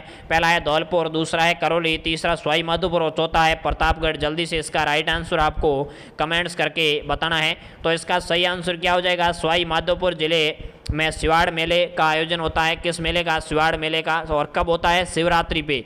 भगवान शिव का मेला है तो शिवरात्रि पे ही होगा, ये तो माना ही जाएगा। चलिए आगे बढ़ते हैं अगले सवाल की ओर। 51वां यानी 151वां सवाल है, नवीन राजस्थान नामक समाचार पत्र के संस्थापक कौन थे। नवीन राजस्थान समाचार पत्र है वो किसने निकाला। अर्जुन लाल सेठी, माणिक्यलाल वर्मा, विजय सिंह पथिक, गोपाल सिंह खरवा। तो इसका राइट आंसर हो जाएगा विजय सिंह पथिक ने नवीन राजस्थान है वो अजमेर से एक समाचार पत्र निकाला था, जिसका बाद में नाम क्या हो गया, तरुण राजस्थान हो गया। क्या होगा भाई, तरुण राजस्थान हो गया। चलिए आगे बढ़ते हैं अगले सवाल की ओर। राजस्थान सेवा संघ का निर्माण 1919 में पथिक यानी विजय सिंह पथिक, रामनारायण चौधरी एवं किंकर के द्वारा, हरिबाऊ किंकर के द्वारा किया गया था। तो ये किस स्थान पे किया, अजमेर, दिल्ली, वर्धा, सिरोही। तो इसका राइट आंसर हो जाएगा वर्धा। वर्धा कहाँ है भाई, महाराष्ट्र में है, लेकिन इस 1920 में से अजमेर ट्रांसफर कर दिया गया, ये भी पता होना चाहिए। आगे बढ़ते हैं अगले सवाल की ओर। मेवाड़ के महाराणा सांगा ने इब्राहिम लोदी को किस युद्ध में परास्त किया था। लोदी वंश का शासक था इब्राहिम लोदी, उसको मेवाड़ के महाराणा सांगा ने किस युद्ध में परास्त किया। तो इसका राइट आंसर हो जाएगा खातौली का युद्ध, जो 1517 में हुआ था। सही आंसर है खातौली का युद्ध। इब्राहिम लोदी हारा था और राणा सांगा जीत गए थे। आगे बढ़ते हैं अगले सवाल की ओर। राजस्थान में गुरु शिखर की ऊंचाई कितनी है। तो ये तो सभी को पता ही है, राजस्थान में गुरु शिखर की ऊंचाई 1722 मीटर है। कितनी है भाई, 1722 मीटर है। फीट में अगर आपको ऊंचाई पूछे तो 5650 मीटर हो जाएगा, फीट हो जाएगा। आगे बढ़ते हैं अगले सवाल की ओर।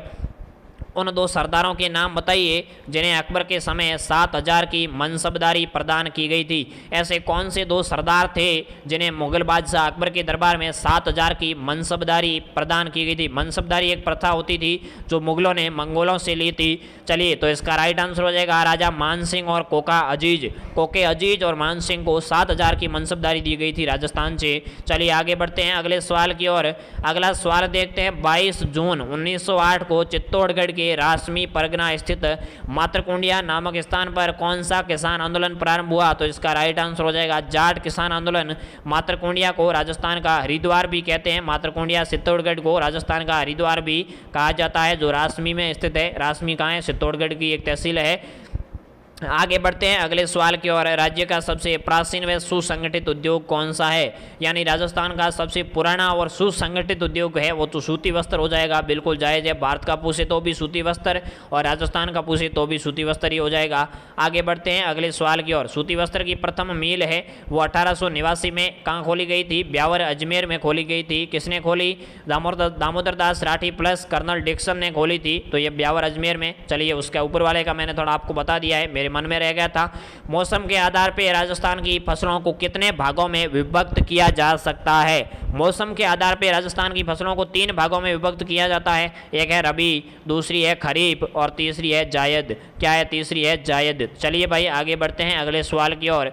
जिस झील का संबंध जयपुर जिले से है वह कौन सी है? यहाँ झील की जगह आपको बांध नाम भी मिल सकता है, तो झील और बांध लगभग समान ही होते हैं। तो रामगढ़ है, चिलीसेड है, कायलाना है, कोलायत है, तो इसका राइट आंसर हो जाएगा रामगढ़। रामगढ़ बांध है वो किस नदी पे है? बाणगंगा नदी पे है। चिलीसेड अलवर में है, कायलाना जोधपुर में है, कोलायत बीकानेर में है। चलिए भाई आगे बढ़ते हैं अगले सवाल की ओर। अगला सवाल देखते हैं, राजस्थान का भीष्म पितामह किसे कहा जाता है? मैं यहाँ वर्णन नहीं कर रहा हूँ, हर किसी का विश्लेषण नहीं कर रहा हूँ क्योंकि समय बहुत कम है, कम से कम 2 घंटे की क्लास है, तो इतने में आप भी बोर हो जाओगे और मेरा भी गला है खराब हो जाएगा। चलिए राजस्थान का भीष्म पितामह है वो राव सूंडा को कहा जाता है। राणा सूंडा नहीं होगा क्योंकि ये राणा तो कभी बना ही नहीं, राणा सूंडा गलत हो जाएगा। राव सूंडा या कुंवर सूंडा आप कर सकते हो। कुंवर सूंडा को जो लाखा का पुत्र था मेवाड़ का भीष्म पितामह या राजस्थान का भीष्म पितामह कहा जाता है। आगे बढ़ते हैं अगले सवाल की ओर। राजस्थान की एकमात्र रियासत जहां ऊंट की बलि दी जाती है और आज भी दी जाती है, यानी राजस्थान की ऐसी कौन सी रियासत है, कौन सा जिला है जहां ऊंट की बलि दी जाती थी और आज भी दी जाती है? तो इसका राइट आंसर हो जाएगा टोंक, जो एकमात्र मुस्लिम रियासत है राजस्थान की। 1806 में अमीर खां पिंडारी ने इसकी स्थापना की थी। चलिए आगे बढ़ते हैं अगले सवाल की ओर। राजस्थान में हरित क्रांति का संबंध है, राजस्थान में हरित क्रांति का संबंध किससे है? जल्दी से बताना है। गेहूं उत्पादन से है, खाद्यान्न प्रसंस्करण से है, दूध उत्पादन से है, सीमेंट उत्पादन से है, तो इसका राइट आंसर हो जाएगा खाद्यान्नों से संबंधित है। हरित क्रांति कृषि से संबंधित है, इसका जन्मदाता है वो वर्गीज कुरियन को माना जाता है। चलिए आगे बढ़ते हैं अगले सवाल की ओर। अगला सवाल है, धारी संस्कार किस जनजाति में प्रचलित है? धारी संस्कार है वो किस जनजाति में प्रचलित है? इसका राइट आंसर आपको बताना है, तो इसका राइट आंसर हो जाएगा ग्रासिया जनजाति में, और ग्रासिया जनजाति है वो सिरोही में निवास करती है। चलिए भाई आगे बढ़ते हैं अगले सवाल की ओर। अगला सवाल है, 42वें संविधान संशोधन द्वारा यानी 1976 में 42वां संविधान संशोधन हुआ, उसके परिणाम स्वरूप निम्न में से 3 शब्द संविधान की उद्देशिका में जोड़े गए हैं, वो शब्द कौन से हैं? चौथा ऑप्शन आपका इनमें से कोई नहीं हो जाएगा, आप मान सकते हो। तो इसका राइट आंसर हो जाएगा समाजवादी, पंथ निरपेक्ष और अखंडता। इन 3 शब्दों को 42वें संविधान संशोधन के द्वारा भारत के संविधान में जोड़ा गया था और 42वां संविधान संशोधन 1976 में हुआ था। चलिए आगे बढ़ते हैं अगले सवाल की ओर। अगला सवाल देखते हैं, राजस्थान का प्रथम आयुर्वेद विश्वविद्यालय कहाँ है? जयपुर, कोटा, जोधपुर, अजमेर, तो इसका राइट आंसर हो जाएगा जोधपुर में। बिल्कुल आगे बढ़ते हैं अगले सवाल की ओर। अगला सवाल देखते हैं, इस सवाल को एक बार आप छोड़ दीजिए, गलत टाइप हो चुका है। अगला सवाल देखते हैं, चिड़ावा का गांधी किसे कहा जाता है? चिड़ावा का गांधी किसे कहते हैं? तो इसका राइट आंसर हो जाएगा मास्टर प्यारेलाल गुप्ता। यह सवाल भी एक बार एग्जाम में पूछा जा चुका है। गोकुल भाई भट्ट को राजस्थान का गांधी कहते हैं, भोगीलाल पंड्या को वागड़ का गांधी कहते हैं। चलिए आगे बढ़ते हैं अगले सवाल की ओर। अगला सवाल देखते हैं, राजस्थान का जनरल डायर किसे कहा जाता है? जनरल डायर कौन था पहले तो ये पता होना चाहिए। तो जनरल डायर है जिसने पंजाब के जलियांवाला बाग में गोलीकांड किया था, और राजस्थान का जलियांवाला बाग है बाग हत्याकांड में, जो बाग हत्याकांड की समानता का जो कांड है वो निमोचना कांड माना जाता है। कौन सा? निमोचना कांड अलवर का है जिसमें सज्जू सिंह ने गोलीबारी की थी, तो राजस्थान का जनरल डायर है वो सज्जू सिंह को कहते हैं। चलिए भाई आगे बढ़ते हैं अगले सवाल की ओर।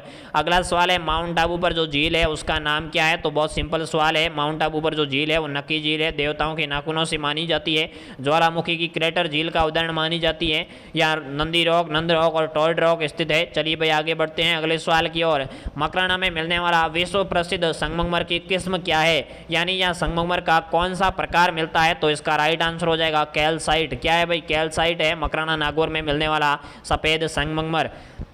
चलिए आगे बढ़ते हैं अगले सवाल की ओर। ये सवाल बहुत इंपॉर्टेंट है। 10 रुपये के नोट पे सूर्य मंदिर का फोटो है और सूर्य मंदिर कहाँ है ये आपको बताना है। 10 रुपये के नोट के पीछे जाके फटाफट से देख लो कि सूर्य मंदिर का फोटो लगा हुआ है। आपको कहीं जाने की जरूरत नहीं होगी, 10 रुपये जेब में मिल जाएंगे। तो इसका राइट आंसर है कोणार्क। क्या है? सूर्य मंदिर कोणार्क में है और कोणार्क कहाँ है? उड़ीसा में है। चलिए भाई आगे बढ़ते हैं। इंडिया जीके का एक सवाल शामिल हो चुका है। आगे बढ़ते हैं अगले सवाल की ओर। बेणेश्वर धाम मंदिर किस जिले में है? तो इसका राइट आंसर डूंगरपुर हो जाएगा। डूंगरपुर का नवा टापरा गांव है। ये सवाल एक बार दोबारा टाइप हो चुका है। चलिए आगे बढ़ते हैं अगले सवाल की ओर। अपने पुत्र सलीम के जन्म पर पैदल चलकर किस पीर के यहाँ मुगल बादशाह अकबर आया था?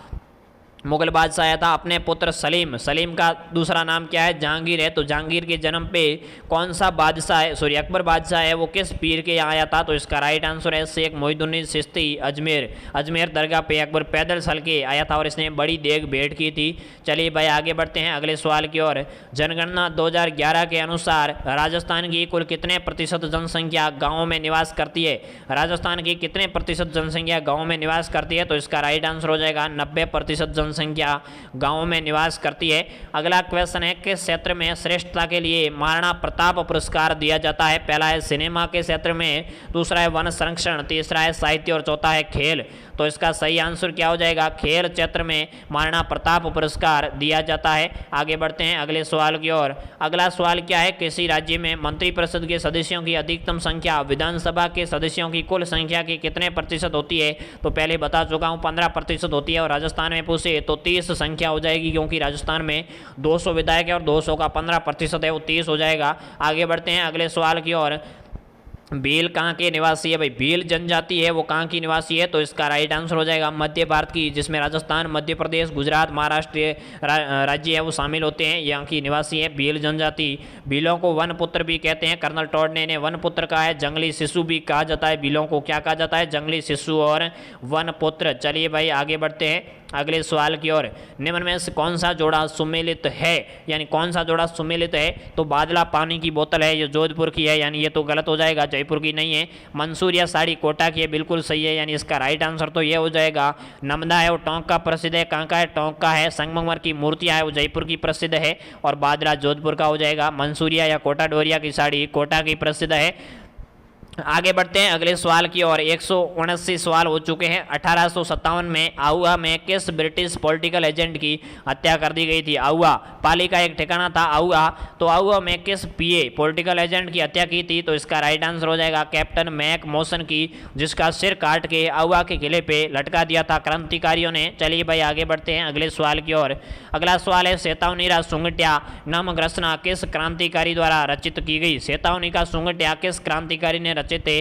तो ये केसरी सिंह बारट है, जिन्होंने 13 सोरठे लेके फतेह सिंह को भेजे थे। मेवाड़ का महाराणा था फतेह सिंह, जो दिल्ली दरबार में जा रहा था, तो इसको जागरूक करने के लिए सेतावनी का सुंगटिया डिंगल भाषा में केसरी सिंह बारट ने लिख के भेजे थे। चलिए आगे बढ़ते हैं अगले सवाल की ओर। अगला सवाल है राजस्थान का प्रथम राष्ट्रीय उद्यान कौन सा है? तो राजस्थान का प्रथम राष्ट्रीय उद्यान रणथंभौर मरु उद्यान सरिस्का या फिर एक और कोई आप मान सकते हो सीता माता प्रतापगढ़, एक ऑप्शन है वो नीचे चला गया है दूसरे पेज में। तो इसका राइट आंसर हो जाएगा रणथंभौर, जिसे 1980 में राष्ट्रीय उद्यान का दर्जा मिला, और दूसरा हो जाएगा सरिस्का, जिन्हें 1981 में मिला था। चलिए भाई आगे बढ़ते हैं अगले सवाल की ओर। चलिए अगला सवाल देखते हैं। सॉरी 1981 में मैंने कौन सा बताया आपको? सरिस्का बताया, लेकिन नहीं है, केवलादेव है। क्या हो जाएगा भाई? भूल से मनुष्य की प्रवृत्ति है भूलने की, तो केवलादेव 1981 और रणथंभौर 1980 में हुआ था। चलिए आगे बढ़ते हैं अगले सवाल की ओर। जलालुद्दीन खिलजी ने किस दुर्ग के बारे में कहा कि मैं ऐसे 10 दुर्गों को मुसलमान के एक बाल के बराबर भी नहीं समझता हूँ? तो ये रणथंभौर दुर्ग के बारे में कहा था। जब इसने आक्रमण किया जलालुद्दीन खिलजी ने, तो ये जीत नहीं पाया, तो इसने कहा था कि ऐसे 10 दुर्ग तो मैं मुसलमान के एक बाल के बराबर भी नहीं समझता हूं। आगे बढ़ते हैं अगले सवाल की ओर। राज्य में कौन सा पक्षी विलुप्ति की कगार पर है, यानी राजस्थान का कौन सा पक्षी विलुप्ति की कगार पे है? तो इसका राइट आंसर गोडावण हो जाएगा, जो दुर्भाग्य है कि राज्य का राज्य पक्षी भी है। राजस्थान का राज्य पक्षी कौन सा है? गोडावण है, जिसे मालमोरडी, सोन चिड़िया, गूंदना, हुकनमेर पक्षी कहते हैं। तो इसका राइट आंसर गोडावण हो जाएगा, जो राजस्थान का राज्य पक्षी है, विलुप्ति की कगार पे है। चलिए आगे बढ़ते हैं अगले सवाल की ओर। राजस्थान में सागवान के वन निम्न में से किस जिले में नहीं पाए जाते हैं? तो अमूमन इन चारों जिलों में सागवान के वन पाए जाते हैं, लेकिन अगर ऑप्शन के आधार पर उत्तर करो तो सिरोही कर देना। बाकी सिरोही में, माउंट आबू में भी सागवान के वन पाए जाते हैं, तो ये सारे हैं वो सही भी माने जा सकते हैं और सिरोही इसका उत्तर भी हो सकता है, वो आप ऑप्शन के अनुसार एग्जाम में कर सकते हो। चलिए आगे बढ़ते हैं। धरती दोरारी व पीतल पातल जैसी अमर रचनाओं की रचयिता कौन है? धरती दोरारी व पीतल पातल जैसी अमर रचनाओं के रचयिता कौन है? तो इसका राइट आंसर हो जाएगा कन्हैयालाल सेठिया, जो चूरू से संबंधित थे। कन्हैयालाल जी सेठिया ने धरती दोरारी, पीतल और पातल जैसी अमर रचनाओं की रचना की थी। वर्तमान में तो धरती चौरारी मानी जाती है। चलिए आगे बढ़ते हैं अगले सवाल की ओर। कपास के लिए उपयुक्त जलवायु कौन सी है? कपास के लिए उपयुक्त जलवायु कौन सी है? कपास में काली मिट्टी होती है, कपास के लिए काली मिट्टी उपयुक्त रहती है और जलवायु है वो उष्ण कटिबंधीय जलवायु कपास के लिए उपयुक्त मानी जाती है। आगे बढ़ते हैं अगले सवाल की ओर। निम्नलिखित में से कौन सा स्थल राजस्थान में 1857 की क्रांति का केंद्र नहीं था? तो इसका राइट आंसर हो जाएगा जयपुर। जयपुर का महाराजा था राम सिंह, जिसने अंग्रेजों का साथ दिया था, क्रांति नहीं होने दी थी। चलिए आगे बढ़ते हैं अगले सवाल की ओर। अगला सवाल देखते हैं। सरगासुली ईसर लाट कहाँ स्थित है? तो ये जयपुर में है। किसने बनवाई थी? महाराजा ईश्वरी सिंह ने बनाई थी। ईश्वरी सिंह ने जयपुर की त्रिपोलिया बाजार में, कौन सी बाजार है? त्रिपोलिया बाजार में सरगासुली ईसर लाट बनाई थी, जो 7 मंजिला है। चलिए आगे बढ़ते हैं अगले सवाल की ओर। राजस्थान में त्याग प्रथा का संबंध किस समाज से था? तो त्याग प्रथा है वो क्षत्रिय समाज से संबंधित थी। त्याग प्रथा क्या थी? तो इसमें लड़की की शादी पे क्या है, रावों या भाटों को, किसको, राव या भाट जाति के लोगों को मुंह मांगा दान देना पड़ता था। इसलिए त्याग प्रथा के कारण ही क्षत्रिय जाति के लोग हैं वो लड़की को जन्म देते ही मार देते थे, क्योंकि ये बहुत महंगी प्रथा थी। बाद में इसको बंद कर दिया गया है, वर्तमान में ये अस्तित्व में नहीं है। उत्तरी भारत का पहला रावण मंदिर कौन सा है? वही रावण जो सीता माता का हरण करके ले गया था, उसी का मंदिर बनाया है उत्तरी भारत में। तो इसका राइट आंसर है जोधपुर, और जोधपुर में है मंडोर। मंडोर में रावण का ससुराल माना जाता है। कहा जाता है कि मंदोदरी है रावण की पत्नी, वो मंडोर जोधपुर से संबंधित थी। चलिए आगे बढ़ते हैं अगले सवाल की ओर। करवा चौथ का व्रत कब मनाया जाता है? तो ये तो मैंने आपको पहले बता दिया, दोबारा सवाल आया है। अगला सवाल है मूसी महारानी की छतरी कहाँ स्थित है? मूसी महारानी की छतरी अलवर में है। 80 खंभों की छतरी है अलवर में मूसी महारानी की। चलिए आगे बढ़ते हैं अगले सवाल की ओर। किस जिले में मेवाड़ी भाषा नहीं बोली जाती है? तो इसका राइट आंसर हो जाएगा सिरोही। सिरोही में गोडवाड़ी भाषा बोली जाती है, साथ में थोड़ी बहुत मारवाड़ी भी बोली जाती है। चलिए आगे बढ़ते हैं अगले सवाल की ओर। मेवाड़ के महाराणा किस महाराणा ने संगीत पर ग्रंथ लिखा था? तो इसका राइट आंसर हो जाएगा महाराणा कुंभा ने संगीत राज, संगीत मीमांसा, संगीत प्रबंध, सूड प्रबंध, बहुत सारे ग्रंथ है वो संगीत पे लिखे थे। चलिए मौसर क्या है? तो मौसर आपको बताइए मृत्यु भोज की प्रथा है। ओसर आपसे पूछे तो ओसर है वो जीवित खर्च माना जाता है, मौसर मृत्यु भोज माना जाता है। आगे बढ़ते हैं अगले सवाल की ओर। बसंतगढ़ का शिलालेख किस जिले से संबंधित है? तो बसंतगढ़ का शिलालेख है वो सिरोही जिले से संबंधित है, जिसमें सबसे पहले राजस्थानी द्वितीय शब्द मिलता है। ये 725 ईस्वी का है। कब का है? 725 ईस्वी का है। सावड़ा वंश का है, वर्मलात के समय का है, दास प्रथा पर उत्कीर्ण है। चलिए आगे बढ़ते हैं अगले सवाल की ओर। अगला सवाल है केसरिया बालम आवोनी पधारो हमारे देश को कौन सी राग में प्रसिद्धि मिली? तो ये मांड राग में प्रसिद्धि मिली। इसको सबसे पहले अल्लाह जलाई बाई ने मांड राग में गाया था, जो बीकानेर की थी। ये राज्य का राज्य गीत भी है। आगे बढ़ते हैं अगले सवाल की ओर। टोडगढ़ रावली अभ्यारण्य किस जिले में है? तो टोडगढ़ रावली अभ्यारण्य वो अजमेर जिले में है। अजमेर में टोडगढ़ दुर्ग भी है, जो कर्नल टोड ने बनाया हुआ माना जाता है। आगे बढ़ते हैं अगले सवाल की ओर। राजस्थानी भाषा का सर्वप्रथम वर्गीकरण किसने किया? राजस्थानी भाषा का सर्वप्रथम वर्गीकरण है वो जॉर्ज अब्राहम गिरिसन ने किया था। चलिए आगे बढ़ते हैं अगले सवाल की ओर। आज का लास्ट सवाल है साथियों, पूरे 200 सवाल हो चुके हैं। तो नेजा नृत्य किस त्यौहार पर आयोजित किया जाता है? तो ये होली पे भील जनजाति के लोग करते हैं, ये एक युगल नृत्य है। तो ये थे आज के 200 सवाल। एक बार कमेंट करके जरूर बताएं क्लास कैसी लगी। मिलते हैं साथियों किसी नेक्स्ट क्लास में, तब तक के लिए आप चैनल पर पहली बार आए हो तो सब्सक्राइब कीजिए, वीडियो को अपने साथियों तक शेयर कीजिए। पढ़ते रहिए, मस्त रहिए, खुश रहिए। मिलते हैं किसी नेक्स्ट क्लास में, तब तक के लिए जय हिंद, जय भारत।